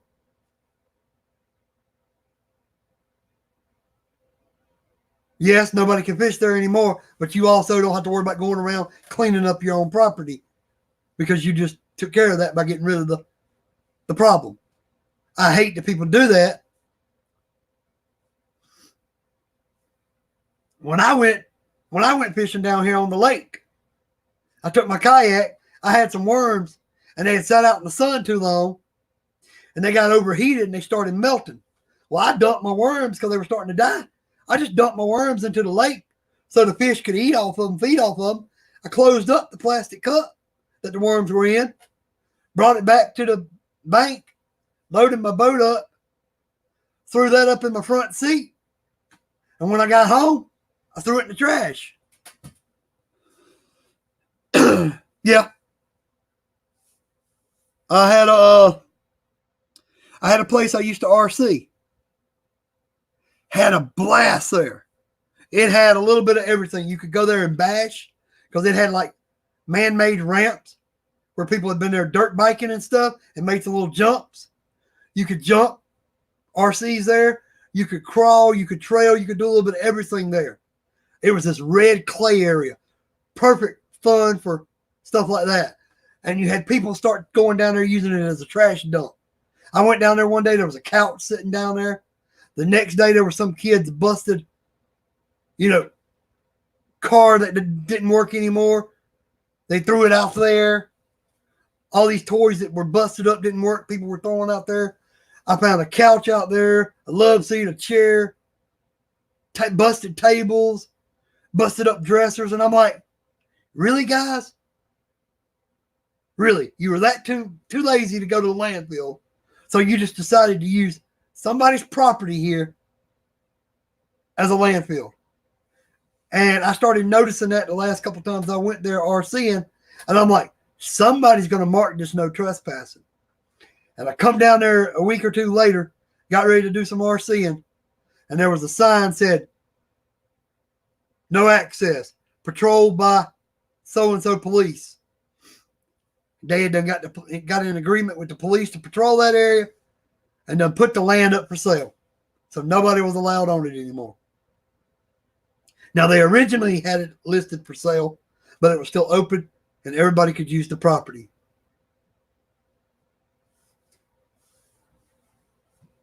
Yeah. You don't expect to go out fishing at a local pond and look over to your left and all of a sudden there's an old couch. I mean, really. Bring you a folding chair or an actual fishing type camping chair. Bring that with you. Set it down. Fish. When you're done, fold it up. Put it back in your vehicle and go. Bring you a Walmart bag to put all your trash in. Tie it up. Take it with you.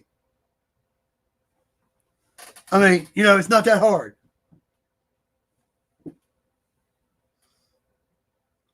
But yeah, I hate that spot that I used to do trailing and crawling at and bashing at got closed because people wanted to throw trash off. Yeah, it was like people went down there ATVing.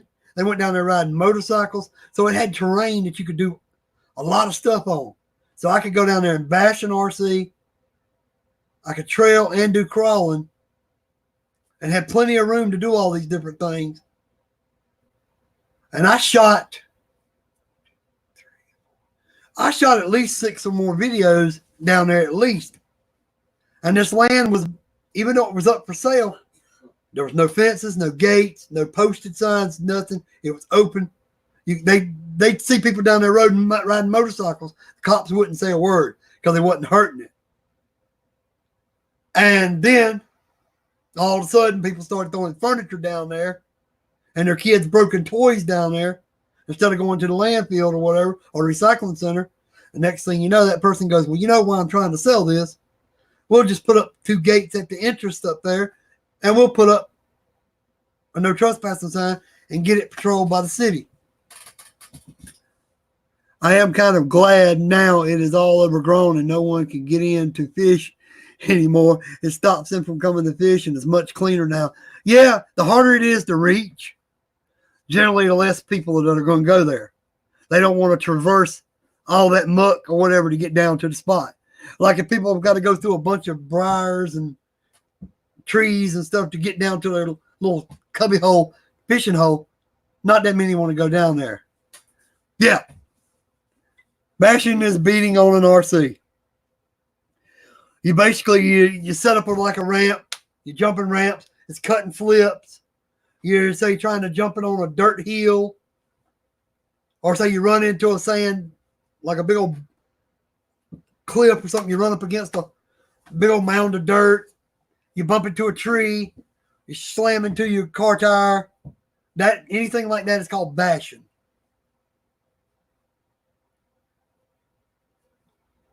They can call 1-800-GOT-JUNK. They will gladly drive to your place of residence and throw out any trash.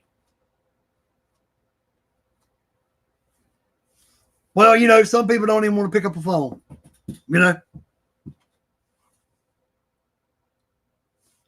I mean, they just want to just leave it, throw it wherever. I was like a little kid after the snow hit. I brought out 4 different RCs and filmed them in the snow. Well, that was like back before we moved here a couple years ago. I had never run an RC in the snow, and it snowed, and I was like, my ECX Torment 4-wheel drive should do pretty decent out there. I brought that thing out, and I had a blast. I had a literal blast with that thing. And yes, that's still considered bashing because I'm running it through snow, through some ice, through mud puddles, just everything.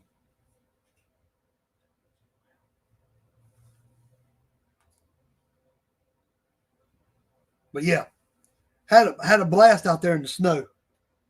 And that was a couple of years ago.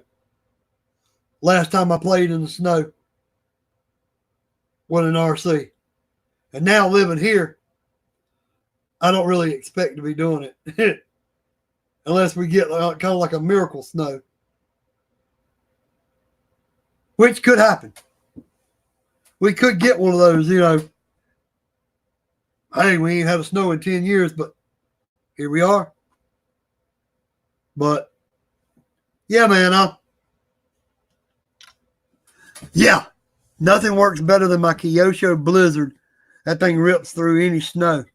Yeah, man, well, if you get it like you do, you get the snow like y'all do, Now, if I lived somewhere like near the mountains or lived in a town that I knew was going to get snow and get that 3-4 inches every year, 2, 3, 4, 5, 6, 8, 10 times, oh yeah, I would have loved to own the Kyosho Blizzard because it's got that plow on the front, just a blast to put in the snow. But for me, I'll just take a short course truck, 4-wheel drive version that I know is waterproof, throw it out there in the snow and have a little bit of fun. Maybe not as much as you're going to have, because I always wanted one of those blizzards, but I didn't think I had enough snow for that. And I never waterproofed my tank, my actual regular tank. The Hinglong one that I've got, the 1/16 scale, I never actually waterproofed it. So I never thought to take it outside and see what my actual tank could do trying it in the snow. But with it being so heavy, it may have just sank down until it drug the bottom across, It might not have would have done too good. I don't know. But yeah, there's nothing like getting outside in the snow and having a little fun with an RC, especially if it's one that'll go through it. Like your Blizzard, like my Torment did pretty good. Now, if I'd had a 4-wheel drive monster truck that I knew for a fact was completely waterproof, that sits up a good height, they work pretty good in the snow too, because there's not as much. You sitting up, your wheels are down in the snow, you plow through it easier. But the lower the vehicle sits, seems like it wants to sink down in that snow and not go through it as easy. Yeah, I took my tanks in the snow. They can be fun. I never tried mine. I should have waterproofed it and actually took it out there, because I still got my 1/16 tank. The Clodbuster is also great. Yeah. I think the Red Cat Ground Pounder would do pretty good in the snow. That Red Cat Racing Ground Pounder monster truck that they've got, because you got 4-wheel steering, 4-wheel drive, and it sets up, with the bigger tires on it. I think that thing would do pretty good in the snow. I think you could have a blast with one of them in the snow. 4-wheel steering, 4-wheel drive.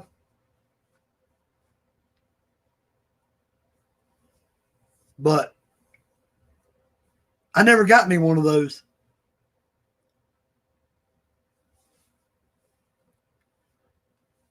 I never got me one of the Red Cat Ground Pounders.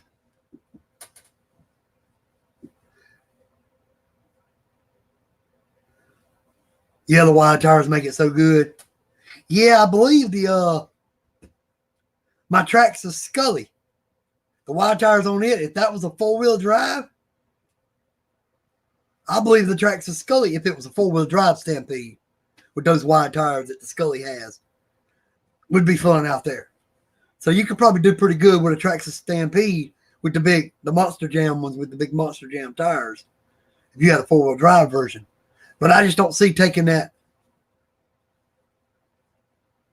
How many RC do you have? Oh, Lord. Who? Me or Shin RC? And that might take a while to count.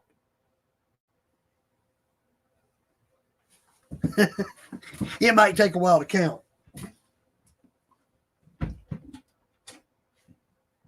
One, 2, 3, 4, 5, 6, 7, 8, 9, 10, 11, 12, 13, 14, 15, 16, 17, 18, 19, 20, 21, 22.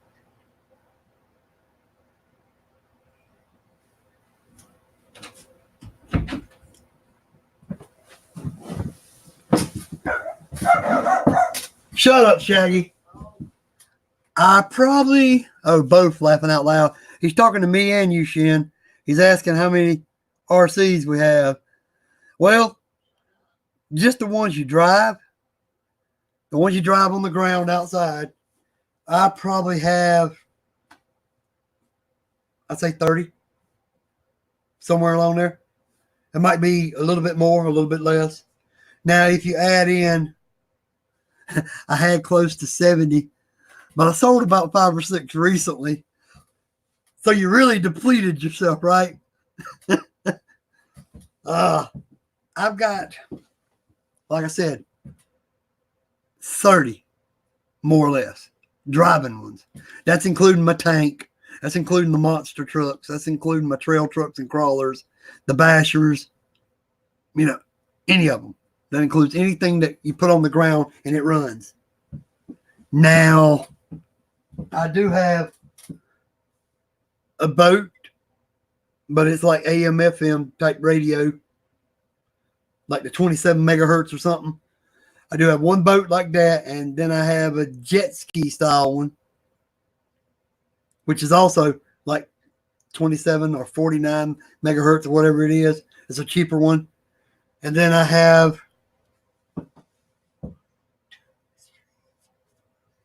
I probably have about 7 quads.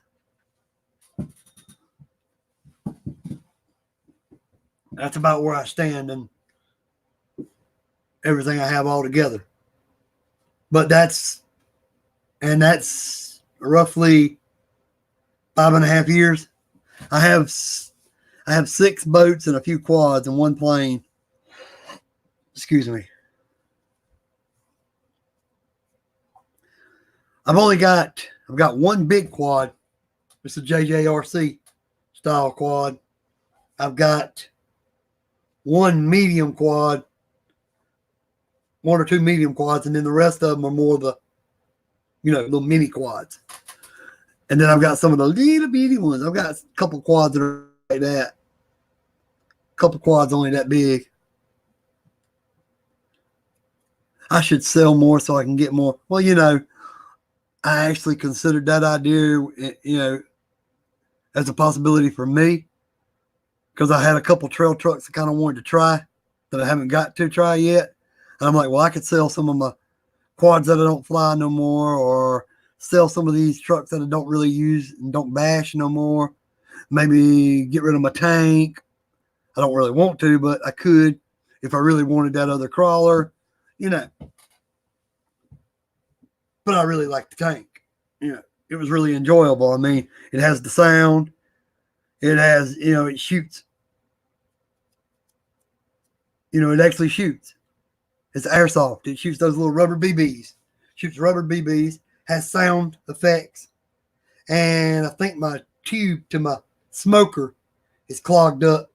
But it has a smoker on it to blow out the smoke when it's going. But I think my tube has got clogged up. I think I need to clean it out and try putting some more oil in it. Because last time I ran it, the smoker wasn't blowing out any smoke. I could hear it making noise, but it wasn't nothing coming out. I think that's what happened. I think that tube leading to the exhaust back there and everything where the oil goes through got clogged up. I kind of don't bother with the drones anymore. Once you do videos with them, it's kind of boring. You just film from above, and I did not like it too much. I've got 1 or 2 that have cameras on them now. The rest of them are just for me to play around indoors with and have a little bit of fun here and there for a few minutes here and there. I got like I said, a bunch of little small ones that I fly in the house. I've got 2 that have cameras on them I can still fly out in the yard, really. One of them, I can do FPV if I want to, so that's the reason I kept it. It's because I can actually hook the screen on the control right here and sit there and try to look at the screen while I'm flying it just to see what it's like. I'd never done any FPV before. So that's the only reason I kept that one, is for the FPV purposes. It's the only reason I kept it. The other one, I kept it because it was at a prop here, and a prop at the back. It was a Y. It had the Y style configuration. And it had prop on top, prop on bottom. It had motors on top and bottoms of the wings. So you had 2 motors here, 2 here, and then 2 back here at the back. And it was a Y shape. I kept that one just because it was different. But yeah, unless I had something like a Mavic, the new little Mavic Mini, something small like that could do like, real good photography or real good camera work. Yeah. I would like to have a drone film me fishing. Yeah. Well, there you want something that has a good drone, not a little cheap $35 one, because your luck, it would fly off somewhere, you wouldn't be able to get it back. At least if you get one that's got the GPS and all that mess, once you launch it, if you think you're losing control, you can hit return to home. And if it's got GPS, it'll return to where it took off from, as long as you take off in a clearing. Duh. You have to get something name brand that's got a gimbal. Got a gimbal on it and everything, so your footage will be smooth. That way somebody can film up, turn the camera and point it down towards you, and like do a flyover of the area you're fishing. So that way everybody can see the local spot that you're fishing at and everything. That's what I'm thinking. That's just my opinion. But, But yeah.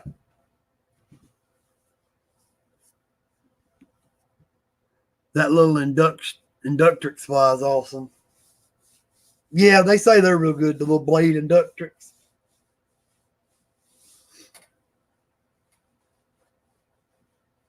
Oh, yeah.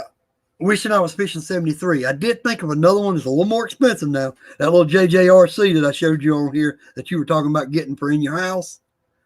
That one's only like, 25, 20, 30 bucks, at the most probably. Now, I did think of one after I got off of there with you, after we got through with the chat. If you really wanted a good one, there's one by Tello. It's a Tello. Tello. It's teamed up with DJI. And this thing is small. And they say it flies real good in your house and real good around your yard.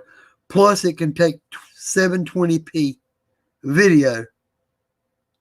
And now everybody says it does pretty good for that style of camera, but it doesn't have GPS or any of that.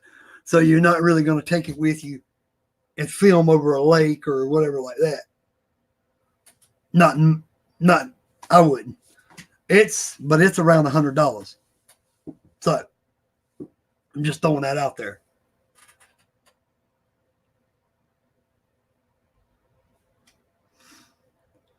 Yeah. Well, unless you're going to take one of those that got all them flight paths and all that stuff, you can log into them, because you could sit up there and do a flight path where you have it start at this end, come over the river that you're fishing on, come across it, turn, come back up, and maybe like stop and face you, and then fly back up to where it started at and just land. You could do it something like that, or either that or you need somebody else to be flying it. You fly it over before you actually start fishing, or you have somebody else fly it while you're fishing. I don't know. That's like you see all these people riding motorcycles or bikes on a trail, and they have their quad following them, flying over behind them, filming them. Yeah, that would be a great video. You're standing down there fishing, and your quad comes down the river, showing the area you're fishing in, turns, comes back up, stops, and just gets you in the frame for a few seconds, showing where you're fishing at, and then it goes back up to where it started at, and then just lands. Something like that would be cool. I've seen people do it with their mountain bikes. They've got their quad, and they enter in the way they want it to go and what they want it to do, and it flies right behind them while they're biking down this trail. And then, near time for it to run out of battery life, it flies back to where it came from and lands. But those are more expensive quads. That ain't no $30, $40, $50, $60 quad that's going to do all that. 502E is okay, GPS, but nothing like the DJI Spark I had. Yeah.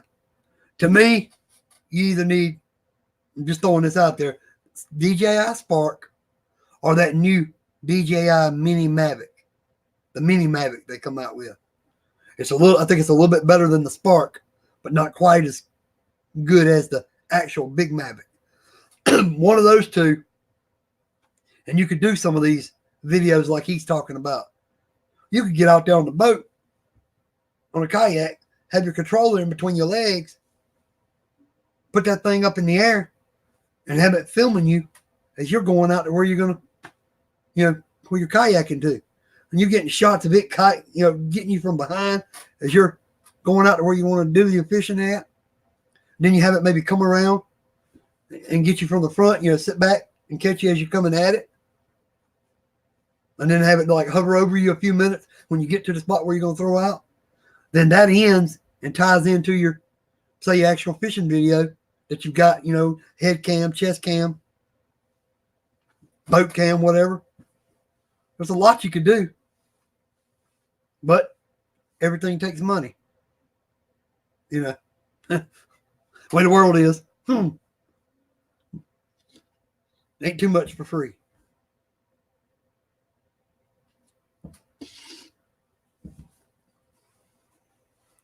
But yeah, I've always thought those would make great videos. I've always wanted to get me a drone or quad, whatever you want to call it, that had about a 20 to 30 minute battery time on it. Well, as they say, flight time. And had great GPS and had a camera with a gimbal, at least 2 axes, if not 3 axes. That way you could put it up there, have it behind you, above you, beside you, wherever you're at, and get some good shots. That way, some either looking down at you, looking from behind you, looking at from in front of you from a different angle, and then mix that in with your chest cam and your head cam. Laughing out loud. One time I flew a quad over that pond. I take the boat in, and I got it back to me. And like 10 feet out, it started falling in and out of the water, and I got it out. My luck, it would have still been 20 or 30 feet out, and it would have just hit and sunk. But if I'd have had a rod and reel with me, and it hit and it was still floating, even if it wouldn't fly back out of the water, I'd have chunked that line out there and tried to catch a hold to it with a hook and bring it back to me. At least try, Yeah, the new Mavic Mini. That thing seems like the best of both worlds. You get a little bit better than the Spark, but not quite what the big Mavic is. But here you are. You've got it in a little package. It's easy to take with you. And it would be perfect for kayakers, mountain bikers, because it's not that big. It's not this big old Mavic or bigger. You can load it up in a backpack or load it up in your kayak with you. And you probably just, hit the control and take off right there out of your hand or at the front of your boat and then get some good footage. And then tie that in with, like I said, your hat cam footage or your chest cam footage, or if you got your camera attached to your actual boat, tie all that in together. Yeah, that's another reason I was thinking the Mini Mavic.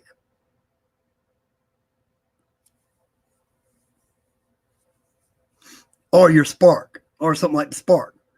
Because the Spark, you didn't need the licensing and all that mess, registration. And the Mini Mavic, as long as it's under 250 grams, you ain't got to register it. And I don't want to sit there and register it just to take it out on occasion and have it fly over me while I'm fishing on a bank, or fly around me when I'm fishing on a river, or if I'm fishing out of my boat. Or if you're RCing and you want to set it up in the air, put it up in the air, and then have it fly back and forth down this line area and kind of, get shots of your truck going up and down this little area, this little path area. Oh, the Spark was heavier? So you said with the Spark, you did need registration. So the Spark was more than 250 grams. Good gravy. Wow, the Spark was over 250 grams. But the Mavic Mini is not. Well, it definitely makes you want to get the Mavic Mini. Especially if you didn't already have a Spark. If you're sitting here right here going, do I get the Mavic Mini or the Spark?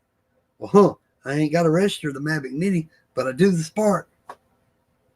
It kind of helps your decision out a little bit.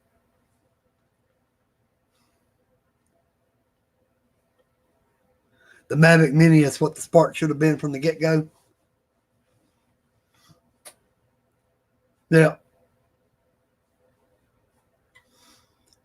Well, Shen, I'll ask you, have you seen where everybody's been posting pictures of the new, what's supposed to be new Red Cat? The new Gen 8? Or should I say the Gen 8 Axe, as they're calling it. The Gen 8 Axe edition. The one that's going to be the Gen 8, still the Scout body, but this one comes with an interior. It comes with a little plastic section like the Wraith does that you can put up on the top to have a top, or you can take it off, I think. And then it comes with better gears and stuff, supposedly.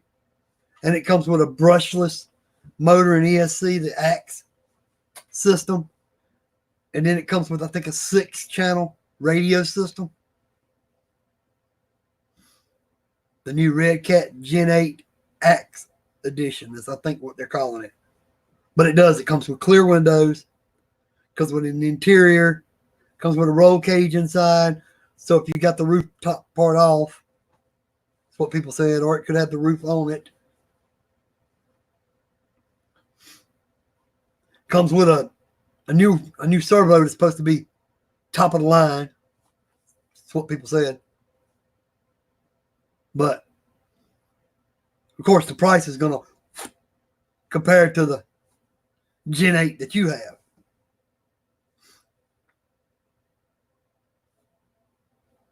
It sucks that I was broke for this year's Black Friday event, because I'm talking to you now, Shen, is they had the Gen 8 marked $60 off at A Main Hobbies. It was marked $60 down from normal price. They had the Vetera Ascender 72 Chevy Suburban Edition, $80 off regular price. And then they had the HPI Venture marked down, I think it was $80 or $90 off of its normal price for Black Friday. I was like, man, if I'd have had the money, I think that's going to be so much, it won't be worth it. What's the point of putting all that good stuff into it when another $330 soap crawler will still perform better?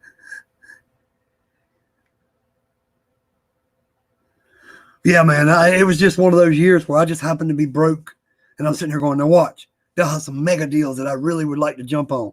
And so I had told my girlfriend like 6 months before that I was thinking about my next RC might be a Vetera Ascender, and it might be either that Chevy Suburban, the green one, or it was going to be the Ford F100, the orange and white, the orange cream, orange white, whatever you want to call it. Because I had one of my first pickup trucks, or my first pickup truck, was a 1970 Ford F100. So that really hit close to me, and that's the reason I was looking at the Ford, but it wasn't on sale. But that Chevy Suburban was $80 off the regular price, and then you had the Red Cat that was $60 off the regular price, and then the HPI Venture, $80 to $90 off the regular price. I was like, wow, these are some good deals. And yeah, I agree with you. Rumor has it that new Red Cat's going to be at least $500. That's what I've heard. And that's not me. I don't try to put $500 in one RC. Not if I can buy a $200 one and maybe put $80 worth of stuff on it to make it almost as good as that one. Like if I can buy the Gen 7 and put $60 worth on it and make it as good as the Gen 8, yeah, I'm cool with the Gen 7, especially the Gen 7 Pro, now that they marked it down. Or the Gen 8, I'm cool with it. But I don't know about this new Gen 8, just because it's going to have brushless, and, have a better servo and a better radio system. Yeah. I don't necessarily need brushless. I've only had brushless motors in like 1 or 2 RCs out of all of mine, so I'm not big on brushless. You know, so now if it's coming with it and I can get it at a good price, yes. They had to, even though it was in store only, they had the little ECX Mirage, the little 124th one, the newer version, not the one with the FPV, but the other one that were like $99. They had them marked down to $59. I'm sitting here going, $59 for the little ECX Mini Barrage with the spare tire up in the back bed part of it, and it's got the little mini shovel and hatchet and everything mounted on it. I'm like, come on, $60. I was like, man, there were some good deals on some of the different places I looked at. They had a couple of Losies marked down real good. There was one Losi I looked at. It was $100 off the regular price. I looked at a 14th scale Losi. That was, I think, $80 off of its regular price. Yeah, I was pissed. I got that Shimano bait caster for $180, and then the shops, they went on sale. Could have got it for $140. Yeah. It does suck, man. You buy something and then a month or two later, they have a good sale and you're sitting there going, really? I just paid that for that. And if I'd have just waited 2 more months, I could have saved 40, 60, 80, you know? But yeah, it was kind of disturbing that I couldn't get anything, you know, during the Black Friday deals, you know. But now,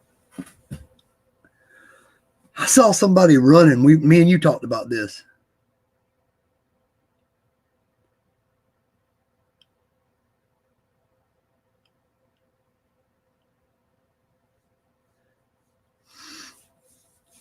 Yeah, the biggest problem, I'm going to tell you, Steve, the biggest problem I had with my little Barrage, I had 2 problems with it. First, don't give me no crappy little 220 milliamp hour nickel metal for that little crawler that you put lights on in the front, because it seems like those lights make it sketchy anyway. And my lights are sitting there doing this, like flashing and flickering while it's driving, like it don't want to go. So either it's got a bad battery right out the box, or a bad charger for it. Then my servo took a crap on me the first time I ran it, so I had to upgrade servos before my second video I did with it. I've only done 2 videos on that little truck. The first one, the servo crapped out on me while I was doing it, and I had to turn like 2 and 3 times to get it to turn at all one way or the other to finish up the video at the end. The second, I brought it up here where we moved now, and I get out there in the yard, and it's doing like go, then stop, because the battery didn't seem like it wanted to hold a charge. I couldn't even get 5 minutes out of it. I think I got like 2.5, 3 minutes out of it. So I'm going to order another battery for it just to see if that was the problem. I got a bad battery or whatever. But I'm also going to unplug the 2 LEDs out of the front bumper. I don't really need those since they didn't give me the one in the back. I don't really need the 2 in the front bumper just to play around with that little 24th scale, because it's not like I'm going to be out driving it in the dark anyway. So I'm going to undo those and then put another battery in it and try that. And if it gives me at least 5 minutes of playtime, then I'm good with that one. But I do want one of the newer ones. Yeah, the UAV CR24, the latest CR24 editions, the newest RGT. If you look at it, they got the new Defender one. They got a red or a gray version, and it's got a little cage around it. And they took the battery, and now the battery is forward mounted in the new RGT. It's got a gray one or a reddish maroon color Defender body. And they have battery forward or motor forward. And I'm sitting there going, the motor's at the front like a regular trail trucks are going to. But to me, the best one is, of course, the Axial is one of the best crawler ones out of all of them. And to me, you look at these cheap ones like you're talking about, the Hobby Pluses. You look at them. You look at some of the other ones, like the RGT I just mentioned. All those come with little 1S's and little small 2S's. And here we are with the little ECX mini barrage, and they stick us with a raggedy little 220 milliamp nickel metal that doesn't want to charge and work. Yeah, the chargers suck.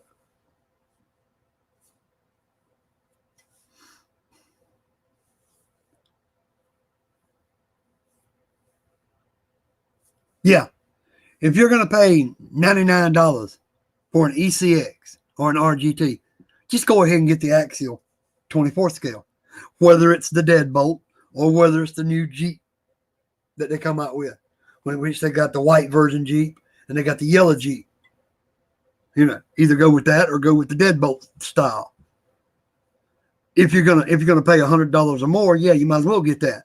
But if you can get, like, say, the new Hobby Plus, the newest one they come out with, if you can get one of the newer ones, like the one that's got the D90 pickup style, where you can get it for like $69 to $75, a little bit different story on that one. But the newest one, like the one Pascal's got, his is like those are $99. That little yellow Jeep looking one that he's got with the lights on it and everything, those are $99. And if I'm going to pay $99 for one, I'd go ahead and go with the Axial and just put an extra 10 or 20 and get the Deadbolt or the Jeep.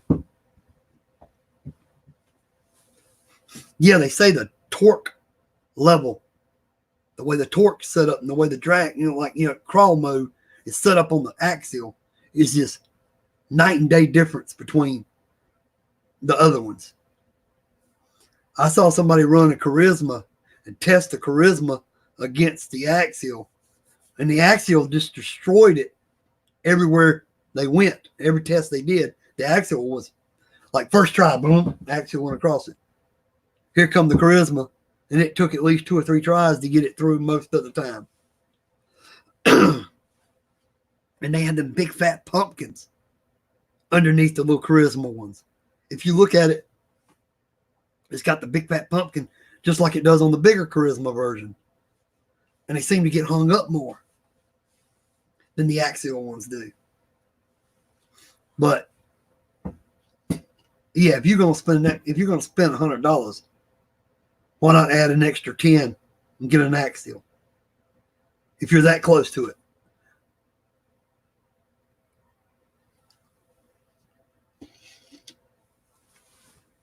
Yeah, that's what I've heard about them.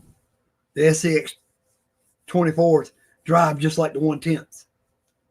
It's like, they just shrunk it. It's like they took a shrink ray and just said, and shrunk it and didn't change anything.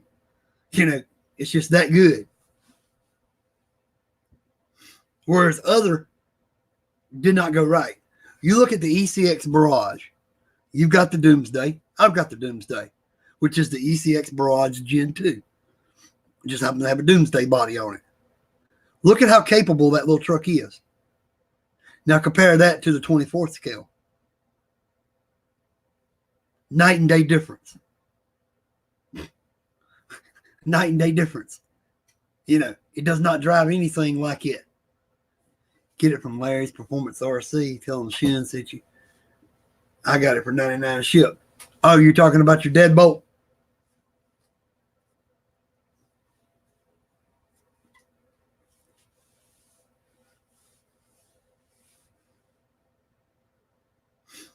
Yeah, I do want to get me one more. I kind of want to get me one more 1/24th scale. And since I saw people testing them against each other, yeah, if I'm going to pay 109, 119 for one, I'd get the Axial before I'd ever get the Charisma one. The Charisma one just didn't quite seem like it had the download that the SCX had. But now, if I'm over on one of these other sites and they've got the D90 little pickup truck version of the other one, and it's only marked down to $59, $69, yeah, I might would pick one of those up. Because they're still pretty good, and it's still a little bit more capable than my Barrage is. mean, don't get me wrong. I like the little Barrage body that they had on this. I like what they did with the Barrage. The pickup with the little bed with the spare tire. Yeah. I like where they went with this thing. The look of it.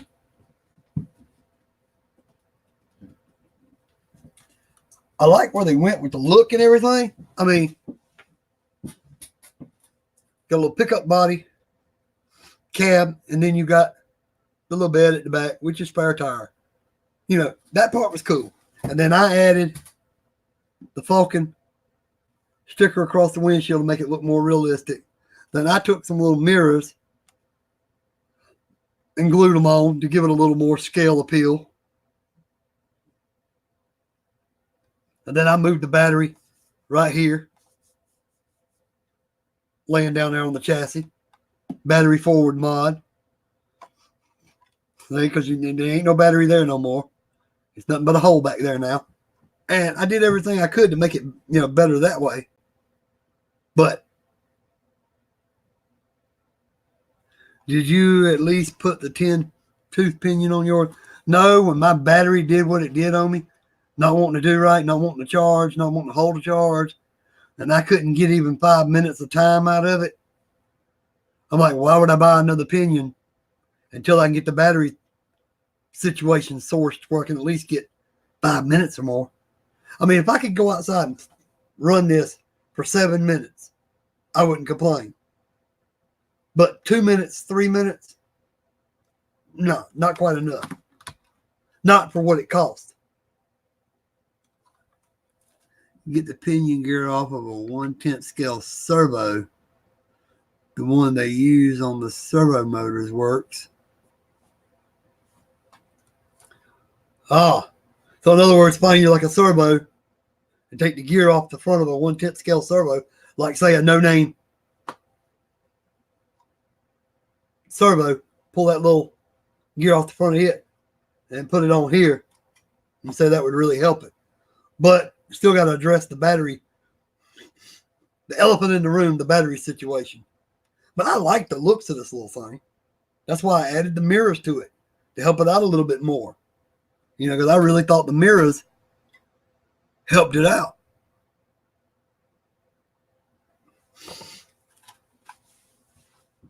I think I have some servos that I swapped out. They weren't necessarily bad, but they were cheap.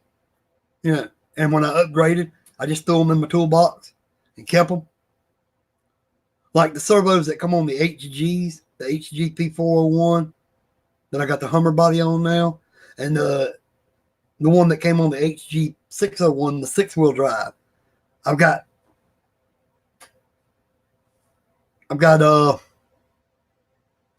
both of those servos still left over. I used like a 500 milliamp 1S LiPo in mine a few times.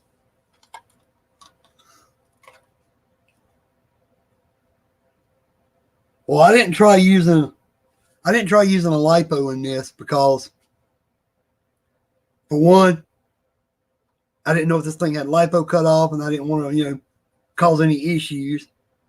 Because if you put $100 in this, you don't really want to blow something up. Oh yeah, I did add the K&N air filter stickers too. So I added the K&N air filter stickers on there, right there on the side of the bed.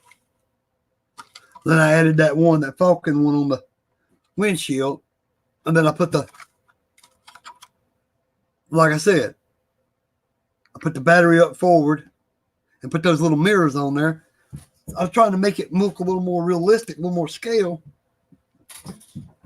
And then I wanted to get me another little 24th scale to run with it.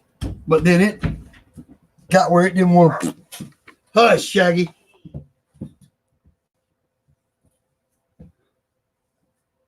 I shut my closet door and the dog decided he needed to bark.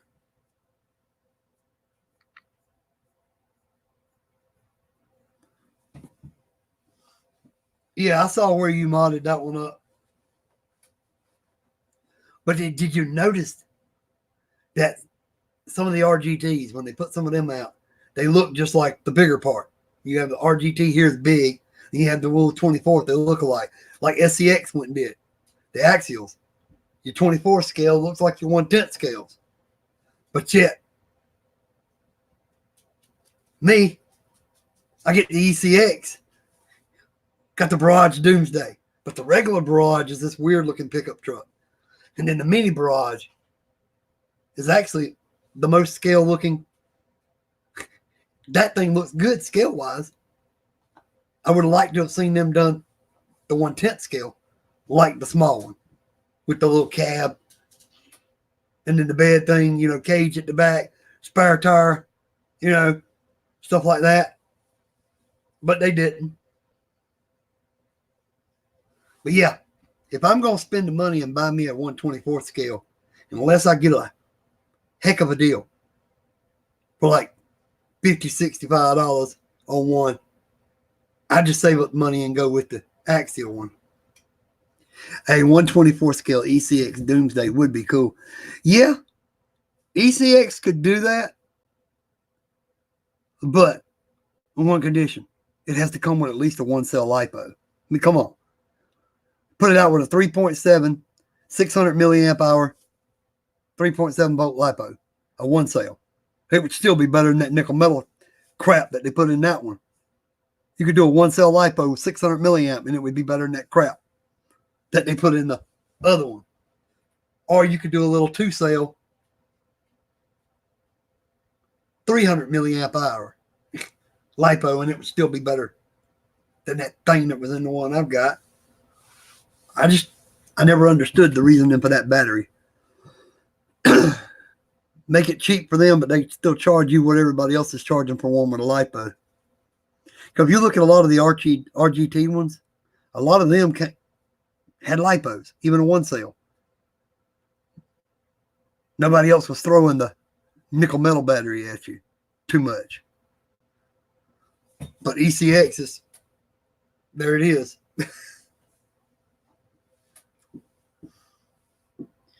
Now, here's what gets me. I don't know whether it's just the companies who sells it, but have you noticed those CR24s are being good are now $84? Hell no, get a SCX 24. Yep. Now, I'd really been looking at the Hobby Plus.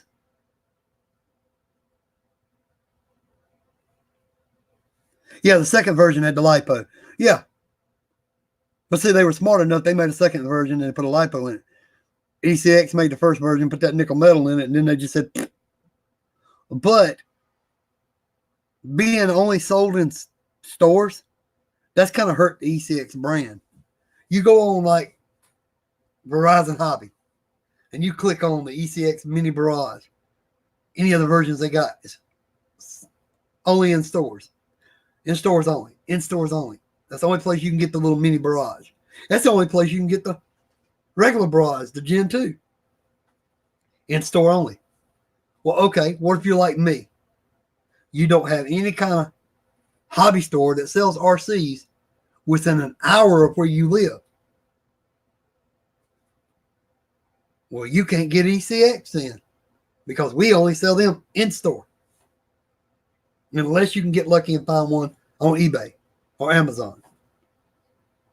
You know, the closest hobby store to me is like an hour or an hour and a half away. And I don't think they do ECX brand at all. I think they're more Himoto, HSP. I think they're more towards that style. Larry's, I may have to check on that. Then. I've never been on Larry's.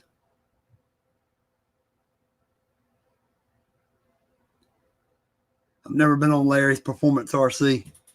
I may have to go on there. See what it is. See what it's like.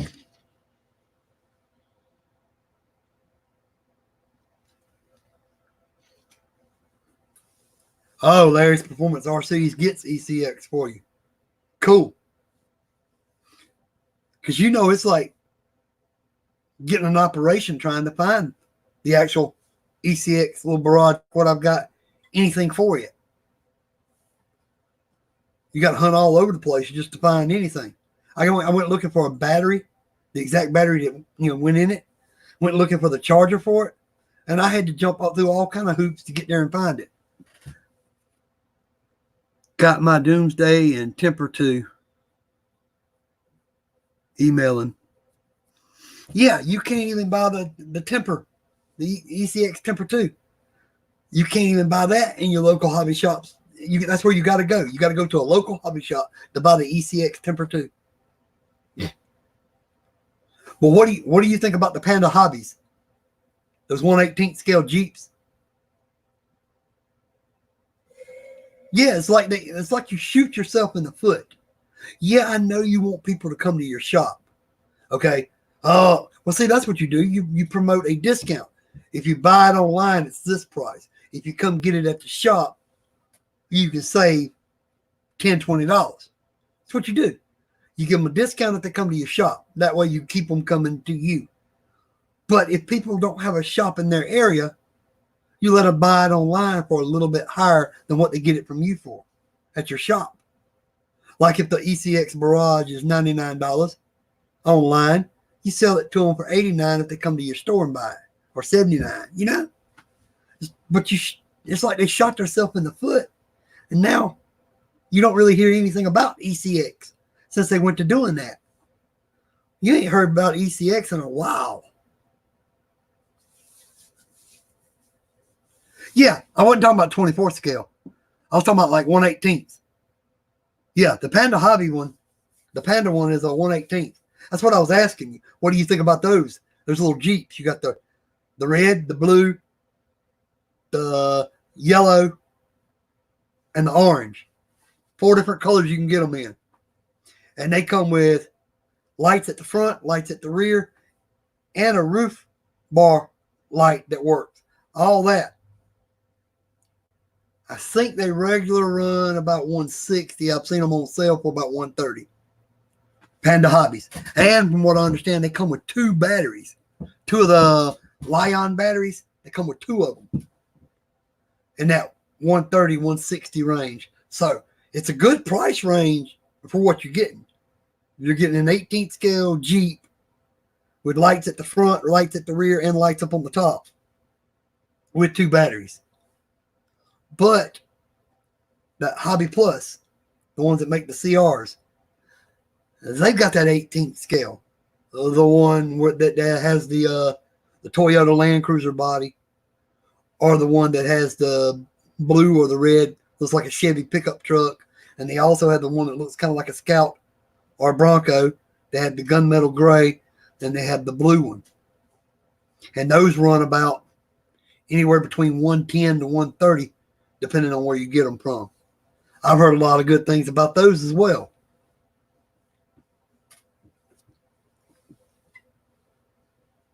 But some people, they do 1/10 and they won't do anything any smaller. And other people will do 1/10 and then they'll do the 1/24, around their yard or in their house. And they just don't fool with the 1/18. And other people are like, well, I kind of like that 1/18.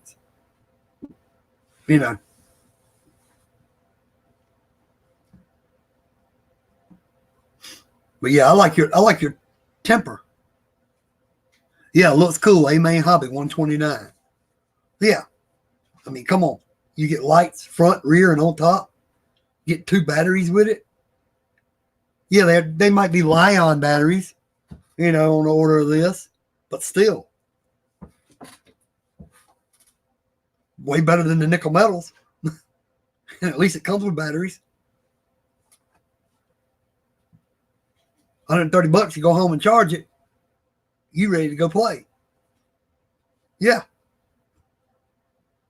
They look good for the price.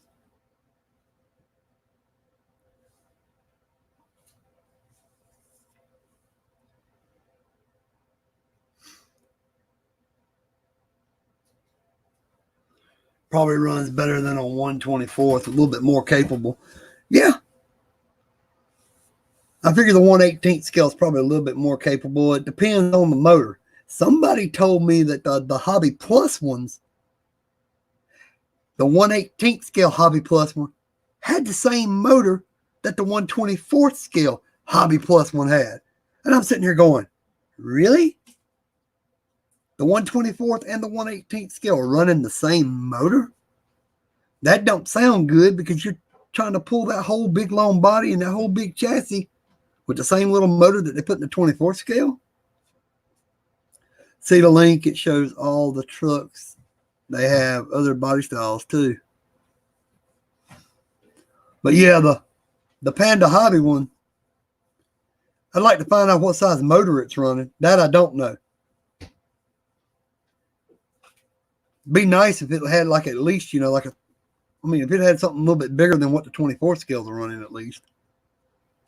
That's what I like about the ECX, the Barrage Gen 2. You know, run the 390 motor.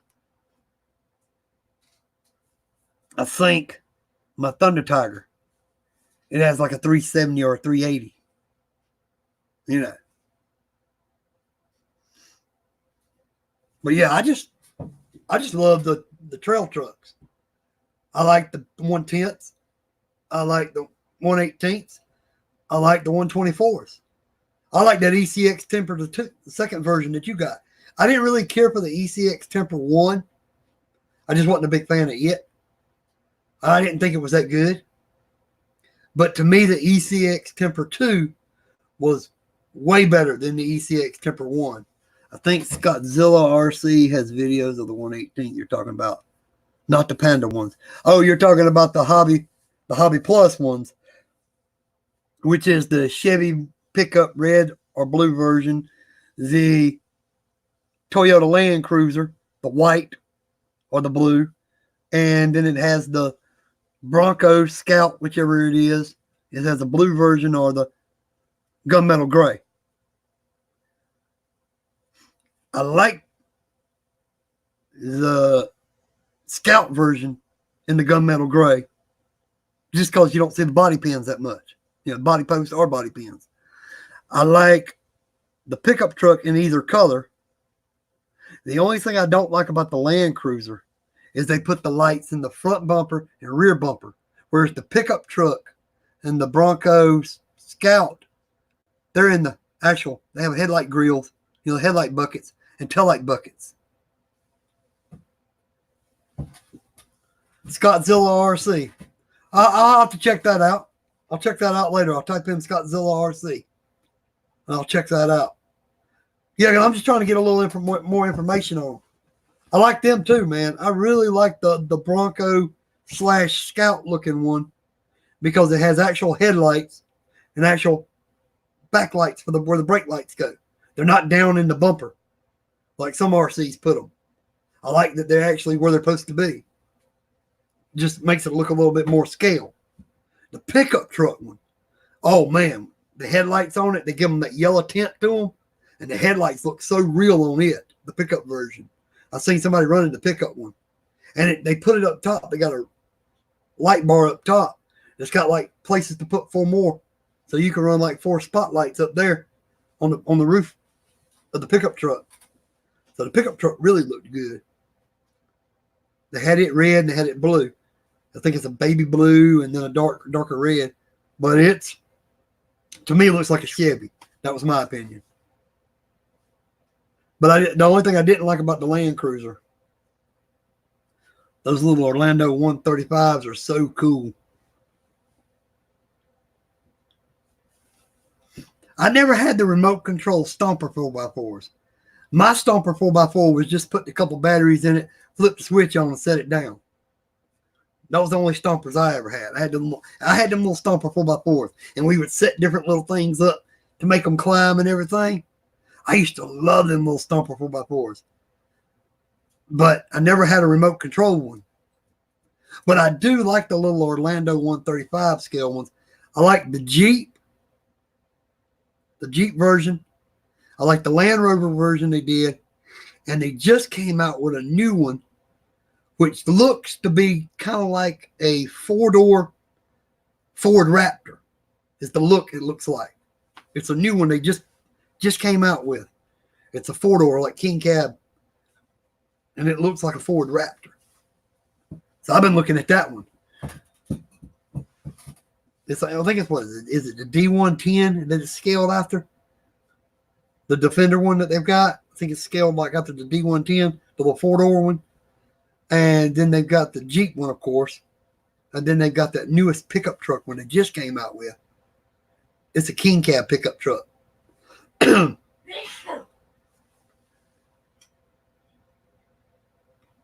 Oh, you're saying the Orlandos. It's like having a Stomper, but with remote control. Yeah, true. Only power and roll. Yep. You put you a couple of Energizers in there, a couple Duracells in there, and turn the switch on, set it down, and go. But man, they were loads of fun. Them little Stompers and little 4x4 Stompers. I remember one of the first ones I actually acquired was the one with the Corvette body up on it. Had a little, like, I think it was a yellow Corvette body. On the first one I ever got, Stomper wise. But yeah, I've been wanting to get me one of those Orlandos, but I think if I get the Orlando, I'd at least buy the kit version.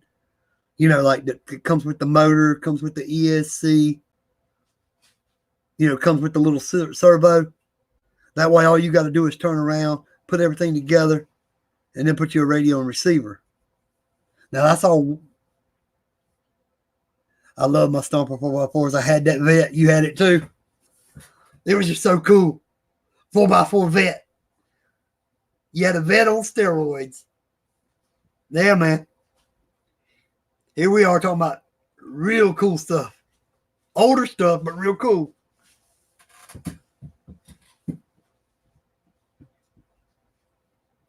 Yeah, the only bad thing about those 1/35th scale, so small. Yeah, you about need a magnifying glass when you're sitting there. You'd probably need a little magnifying glass or setup or some kind of bright light that you could put down when you're doing work on it. And I really wouldn't see, other than changing a battery on it or maybe putting another wheel on it, I really wouldn't see working on it on the trail. So if you drop anything to it on the trail, you ain't finding it.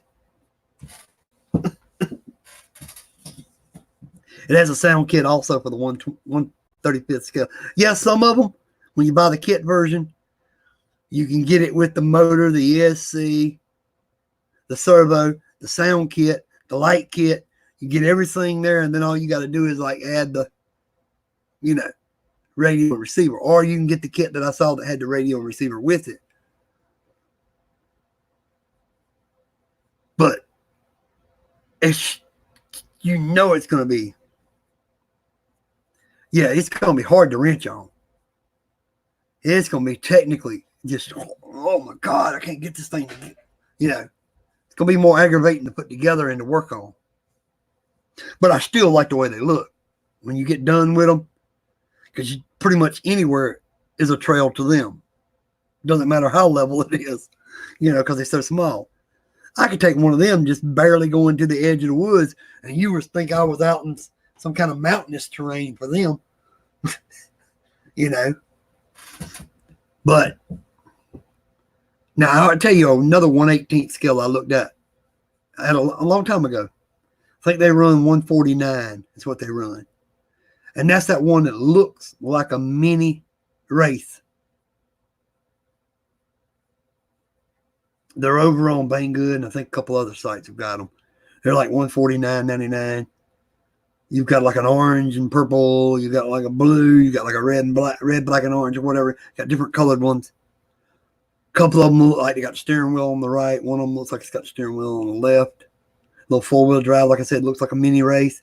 Comes with a sound system already on it. It has the sound system in it. I always wanted to get one of those and try it, but the way they did the wheels, I think they were made where you couldn't actually interchange any other wheels with it. And people complained that it didn't get enough traction with those wheels on it, and they were having trouble finding any kind of substitutes for it. And the parts availability didn't look too good for the company. So that's why I kind of stayed away from it. But, you know, you get an 18th scale crawler with a sound system, with the battery to run it. Yeah. And if you didn't have that, you just went out in the yard and got you some sticks and different things. Take you some egg crates. Your mama get through with a dozen eggs or whatever. Take you the little egg crate and spray paint it gray. Set that down. Break it up in pieces and just have them go over it.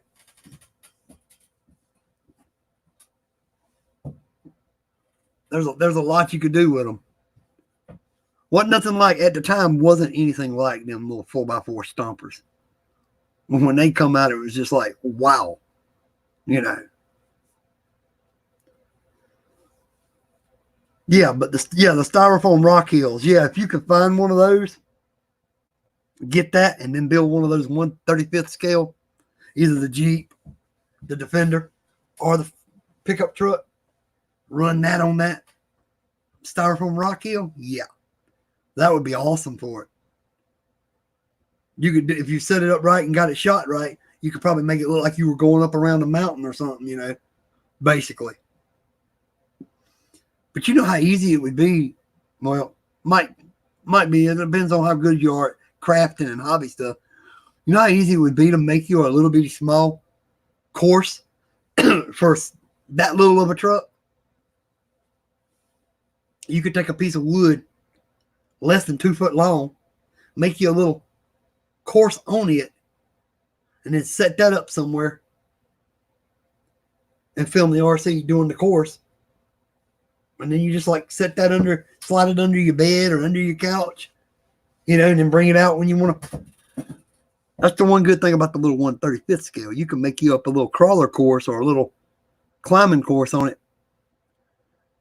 and not take up that much space. Especially with the 1/35th scale ones, you know. The original ones were like the first scale looking motorized trucks. Yep. Those things were just so fun. Me, I was always big into the stompers, and I was big into the AFX type racetracks. The Aurora. I had Aurora racetracks, Tyco, AFX. I had all different kinds of, you know, like racetrack stuff. And I loved the race cars. Get different things, you know. I had the Dukes of Hazzard cars. We had the police cars, Sheriff Coltrane, different ones. I had a 124 tank Battlefield. You have to see it on my channel.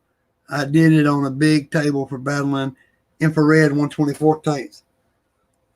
Cool.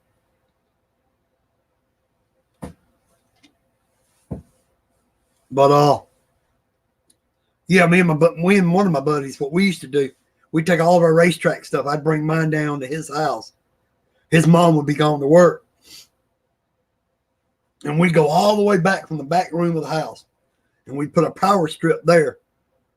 And that'd be our starting point. And then we'd run straightaway. We'd hook my straightaway and his straightaway together all the way down the hallway, all the way through into like the living room towards the kitchen. And we'd drag race. We'd sit there and we'd line them up.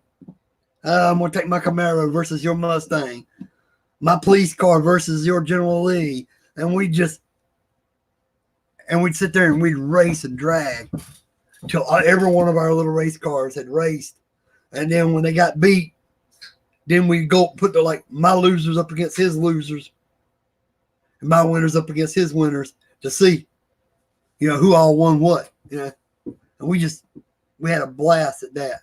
And then other times we'd set them up more like an actual, like, you know, circles and all kind of curves like a mountain.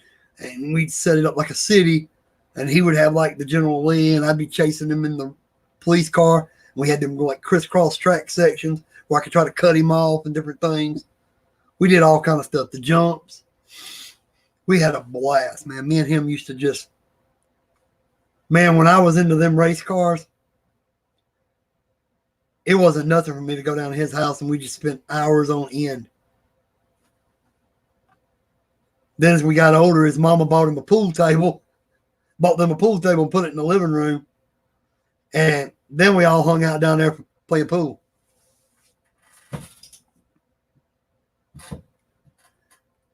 Me, the king of slot cars, laughing out loud. I had an HO slot club, 3 4-lane racetracks, all computer control, and a drag strip. Then a huge 4-lane 124th, 132 Carrera. I had like 20 to 30 guys professionally racing them different classes. Cool. Me and him, it was just, like I said, track we threw together. And whoever got to the end first, we put something at that end on both sides so that whoever hit it and knocked it off first, you'd see it fly off. You'd know who won. And it was generally me and him. And a lot of times we'd have a spotter at the other end to make sure we, like, who won? If it was like, kind of photo finish. And then that person, if they had any cars, they would challenge the winner or whatever. But yeah. And then say like the 2 losers, whoever lost, they'd put their cars against each other and the winner would just sit back and be like, But yeah, man, we had tons of fun with those, man. You never thought you could have so much fun in your own house or in a friend's house, till you got a hold of a racetrack and you started doing the drag racing and different other racing. It was just like, And when they started making the tracks where they could crisscross, you could jump and stuff like that, I came in second place. Cool.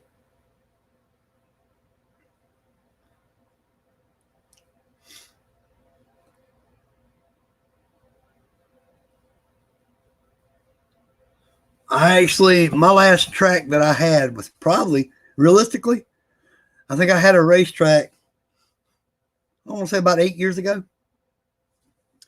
I was hoping I could get my son into it, but he didn't really go into it. And then we moved to a smaller place, wasn't enough room to really put it out. And the dog I had shed like nobody's business. And the track, you just couldn't, if you set it out, you had to take it up every time the dog come in the room because his hair just flew everywhere like dandruff. And it would mess up the track. Love slot cars and RC, but always RC first. Well, I'd say back in my teens and my early 20s, it would have been slot cars first. Because I was playing with junk RC, basically until I got grown. And then when I got older, I managed to get up to the Radio Shack versions. Had a little bit better, Now, I didn't never get an actual hobby grade until I started this YouTube channel. When I got that ECX Torment, the 2-wheel drive version. That was my first hobby grade RC ever. And it was used. But once I got in, I was hooked. I got in, I was like, man, I like this thing. This thing's cool. I love the way it'll just flip 4 or 5 times, land back on its wheel and just keep going. And then I was watching trail videos still, and I was like, man, I want one of those. And I picked me up a trail rig and then just never looked back. But trailing is probably my actual favorite thing. I either like to trail my RCs or I like to go to a track and just watch them race. Even if I'm not there to race, if I'm just there to watch, still, I like seeing them, short course trucks and them buggies fly around the track. Even the dirt ovals. Some of them dirt oval cars just look so scale, and they'll be flying around the track.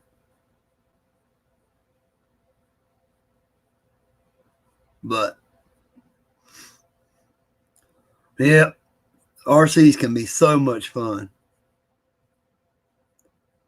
But like I said, the little slot cars were so much fun at their time. Just like when you ran the Stompers. Huh. Yeah. Racetracks. If you're not dragging against somebody else, if you're not racing against somebody else, playing with racetracks generally kind of boring. And unless you're doing if if you got the train set up where you got your train set up where your cars are going over your trains or under your, around your train, and you got to kind of get it mixed together, and you're doing a train / racetrack set up on the same table, that might can be kind of cool. But yeah, RCs are fun by yourself some. Racetracks aren't really fun by yourself. Now your little 4x4 stompers, they were fun either way. You didn't need anybody else to have some fun with an RC stomper. Little 4x4 stomper though. You put the batteries in that thing and just set up your little course and go. You didn't need anybody. Now you did, if you had friends that had stompers, all get together to see who's can get over the stuff better. Who's ran better, who's was a little bit quicker, who's worked a little better. Just like with your RC trucks. Everybody gets together and goes, hey, I bet my barrage can outcrawl your, or I bet my can outcrawl this. My 132 rally track I set up with heels and stuff with flour on the track. That snow was fun. That does sound fun.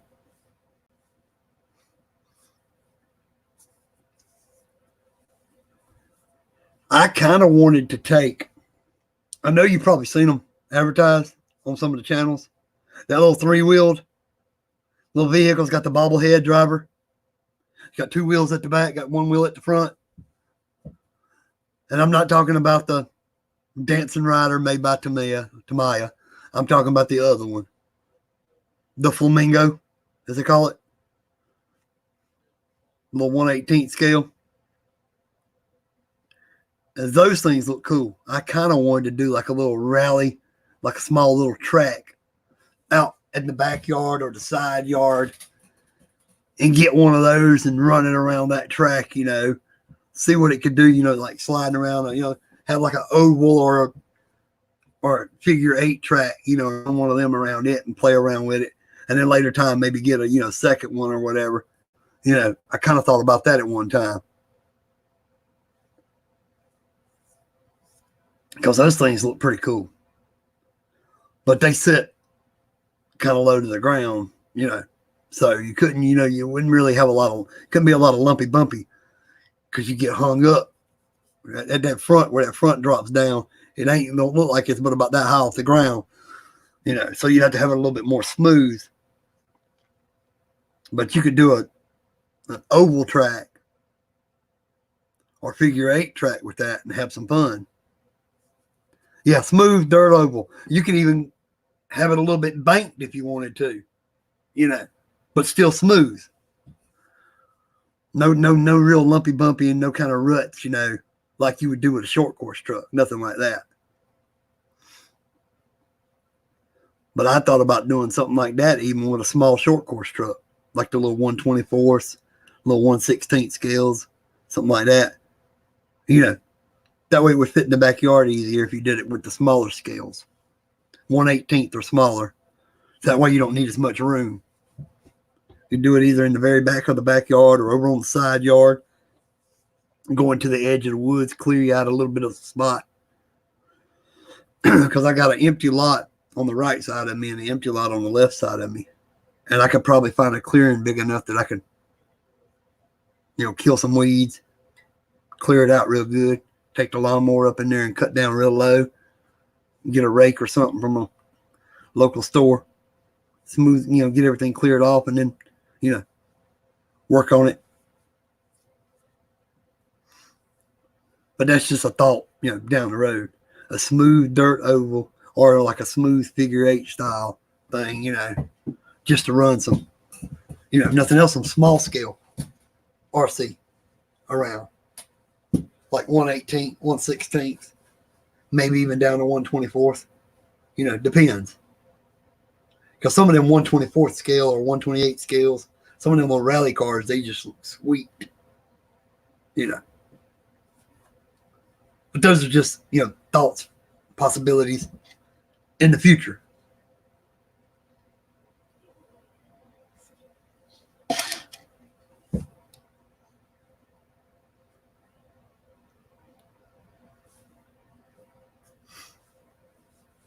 But yeah, I hate that I missed my Black Friday, sale, but I'll get over it. I'll live through it. I'll survive it. But yeah, I do hate that I missed it. I really would have loved to have gotten something, that was really on sale, out of this. Still waiting to see on this COPPA mess.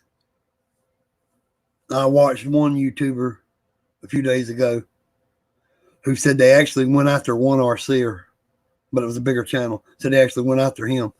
And I'm like, oh, Lord. I have to wait and see. But I think we got to talking about some stuff, me and some other people, and we were like, well, maybe they could, YouTube could add a rating system, where they just put it in there, you can't log in and watch this video. You can't, get on this video unless you're 14 and up, something like that, down the road. Yeah, for the 1/24 trucks. Get some 1/24 scale short course trucks or 1/24 scale buggies, 1/24 scale rally cars. Or just go with like a 1/28 scale, which is close enough, to it. But a 1/24 scale rally car and short course trucks and buggies, you could have a lot of fun with something like that, and it wouldn't have to be that big of a track.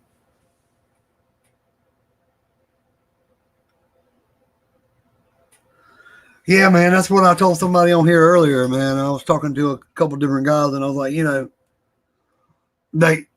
they may make it where I have to take down all my RC videos. If they tell me, hey, we're going to fine you $42,000 unless you take down all your videos concerning RC, then all my RC videos would have to go. Then the only thing I could do was change my name, just call it Budget Guy Adventures, and put up my fishing videos. If I'm doing any kind of custom work to my boat or anything, I could put that up. I can still have these Tuesday talks. I would just leave out the RC part and just call it Tuesday Talk. I can still have them.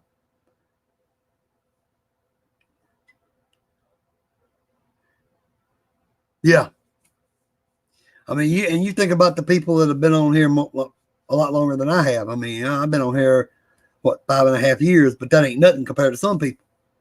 And then if they go and tell you got to take all your RC videos down or you're getting fined for every one of them this amount of money, pretty much everybody's going to leave. Because if they don't do anything else, they're not going to they're not going to look for anything else to do. But if you've already got other stuff you're doing on your channel, or if you've got another channel, I mean, if you wanted to, you could still be the pickerel hunter. And I don't think they'll really be coming after you on them videos. It's not really stuff that's focused at kids or children.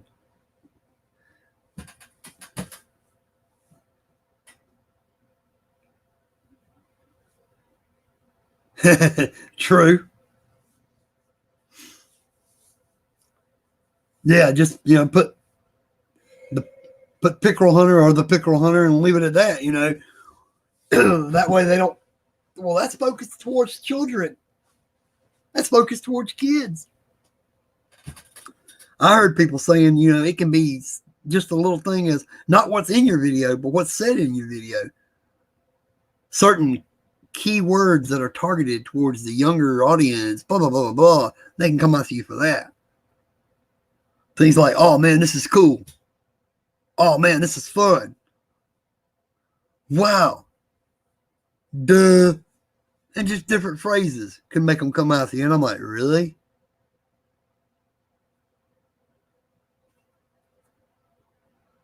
You seen it on my thumb. Not no more. But yeah, man, I'm just playing it by ear. I went and changed mine where now it says, not made for children. I went back to all my old videos and clicked on them and put them not as made for children, not intended for children, whatever. I clicked all that, changed all that over. Now I'll just see if they do something different. I just did it to be different so people remember, oh, that fishing guy with the different faces on his thumb. True. Yeah, because if you catch somebody's eye, they're more likely to watch. I understand why you did it. But you got to think about it. How do I end every RC video? Peace. Have fun RCing. I'm telling people to go have fun. They might think I'm targeting kids with that because I'm saying go have fun. Kids have fun. I'm like, what? Adults can't have fun? I never made a video that was intended for a kid to watch. I made it intended for whoever wanted to watch it to watch it. I didn't set out going, well, I want 3-year-olds to watch my videos. I want 8-year-olds to watch my videos. I just put them out and hoping anybody would watch them. Put XX for the eyes now. Yeah. Or you can cuss like every other word you say and do it that way. I'm not going there. You know, that one I'm not going to go. I'm not going to go that far. I'm not going to do the cussing in the whole video just to try to make it where kids won't get there. I'm going to put naked pictures up, partial naked girls up for thumbnails just to try to keep kids off the site. Yeah. I'm not trying none of that. Like I said, I went into the description. I went in there, went to the YouTube page, got on there and changed all my videos where it says not for kids.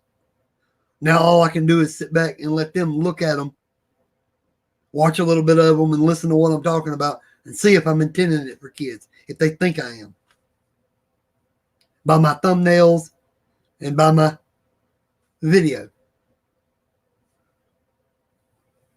But people also said if you got action figures in your videos, they could consider it as intended for kids.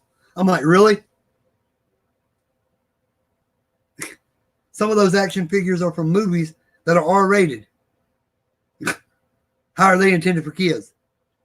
You know, but it's just it's a whole crap storm that, you know, ain't going nowhere no time soon and ain't going to be straightened out no time soon. So kind of got to wait until the new year and just see if they do any kind of changes and maybe modify it to work a little bit better for everybody is the way I see it. I would love to see a rating system. This video is rated for audiences 14 and above only. Give me that. I'll list every video I do as that. That way, you know, nobody else can get in there. No little 12-year-olds can get into the video. You know. But it is what it is. There's only so much you can try to do. I could either go to being more, I'm going to shoot all my fishing videos, let people see that, shoot all my kayaking videos, and I'm going to do these Tuesday Talks and just call them Tuesday Talks. Leave the RC out of it. Yep. We're in one of those things where you just got to sit back, wait, and see what they decide to do. You know, if somebody decides to change it up and add those little, well, hey, this is only for 14 and up. If somebody would add that where you could just put that in your video, that would solve it all. But I don't see that happening. So, you know, now I may or may not, I haven't decided. I may or may not, you know, go, hey, take RC out of Budget Guy, just put Budget Guy Adventures, and then go to shooting more fishing video stuff, you know, kayak out on the water. That way people get to see the pretty lakes, wherever I'm at, me fishing, you know, and then do these Tuesday Talks. And then when I do the Tuesday Talks, maybe talk about an RC I've been running or something like that. But not really, you know, focus on the RC.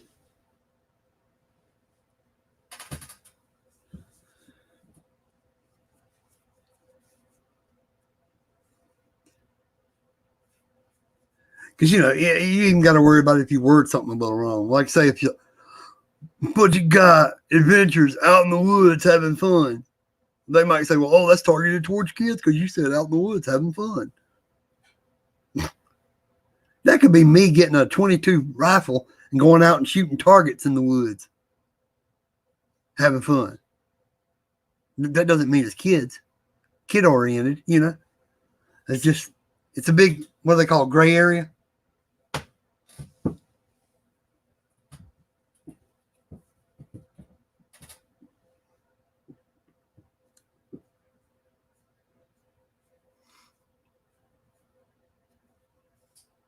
But I'm going to get ready and get off of here. Shin, I thoroughly enjoyed chatting with you, man. I really do. I enjoy this. I enjoyed it when it was Google Hangouts, you know, when we could do it there, you know. And that's one reason I started this Tuesday talk, the Tuesday RC talk. That's the reason I started it. So I could just chat with people, you know, from YouTube. And then when I seen different people jumping on here, not necessarily RC, I'm like, well, I'll just talk about a little bit of everything. You know, you fish, I fish. Wishing I was fishing 73, he fishes. So we talk about that some. We also talk about RCs. We talk about cars we like, different other things, other hobbies we like. But I thank you for joining in, my friend. Hopefully, next time we get a few more bodies in here, you know. Like I said, this was my first time trying to StreamYard, doing it their way. I didn't get as many people as I got just going through YouTube and going live. I will admit that. But I'm going to go ahead and end this. I'm going to go fix me a cup of coffee. I was telling everybody earlier, before you joined on, that I went on Steam.com, and I had downloaded me a free-to-play game. You set up an account on there, agree to their terms. You can download like free-to-play games. And I downloaded one kind of on the order of a Diablo-style game. It's called Path to Exile. I might be playing on that later tonight. Either that or I'm going to get on the PlayStation 3 or 4 for a while. All right, Shin RC. Talk to you next time. No bad luck. I'll be back at it next Tuesday. You have a great night, my man. And to Wishing I Was Fishing 73, who was on earlier, thank you for stopping by, brother. It was a pleasure having you here, talking to you. Hope to talk to you next Tuesday. Hope to do this again next Tuesday. Everybody, peace. Thank you for stopping by, and have a great night.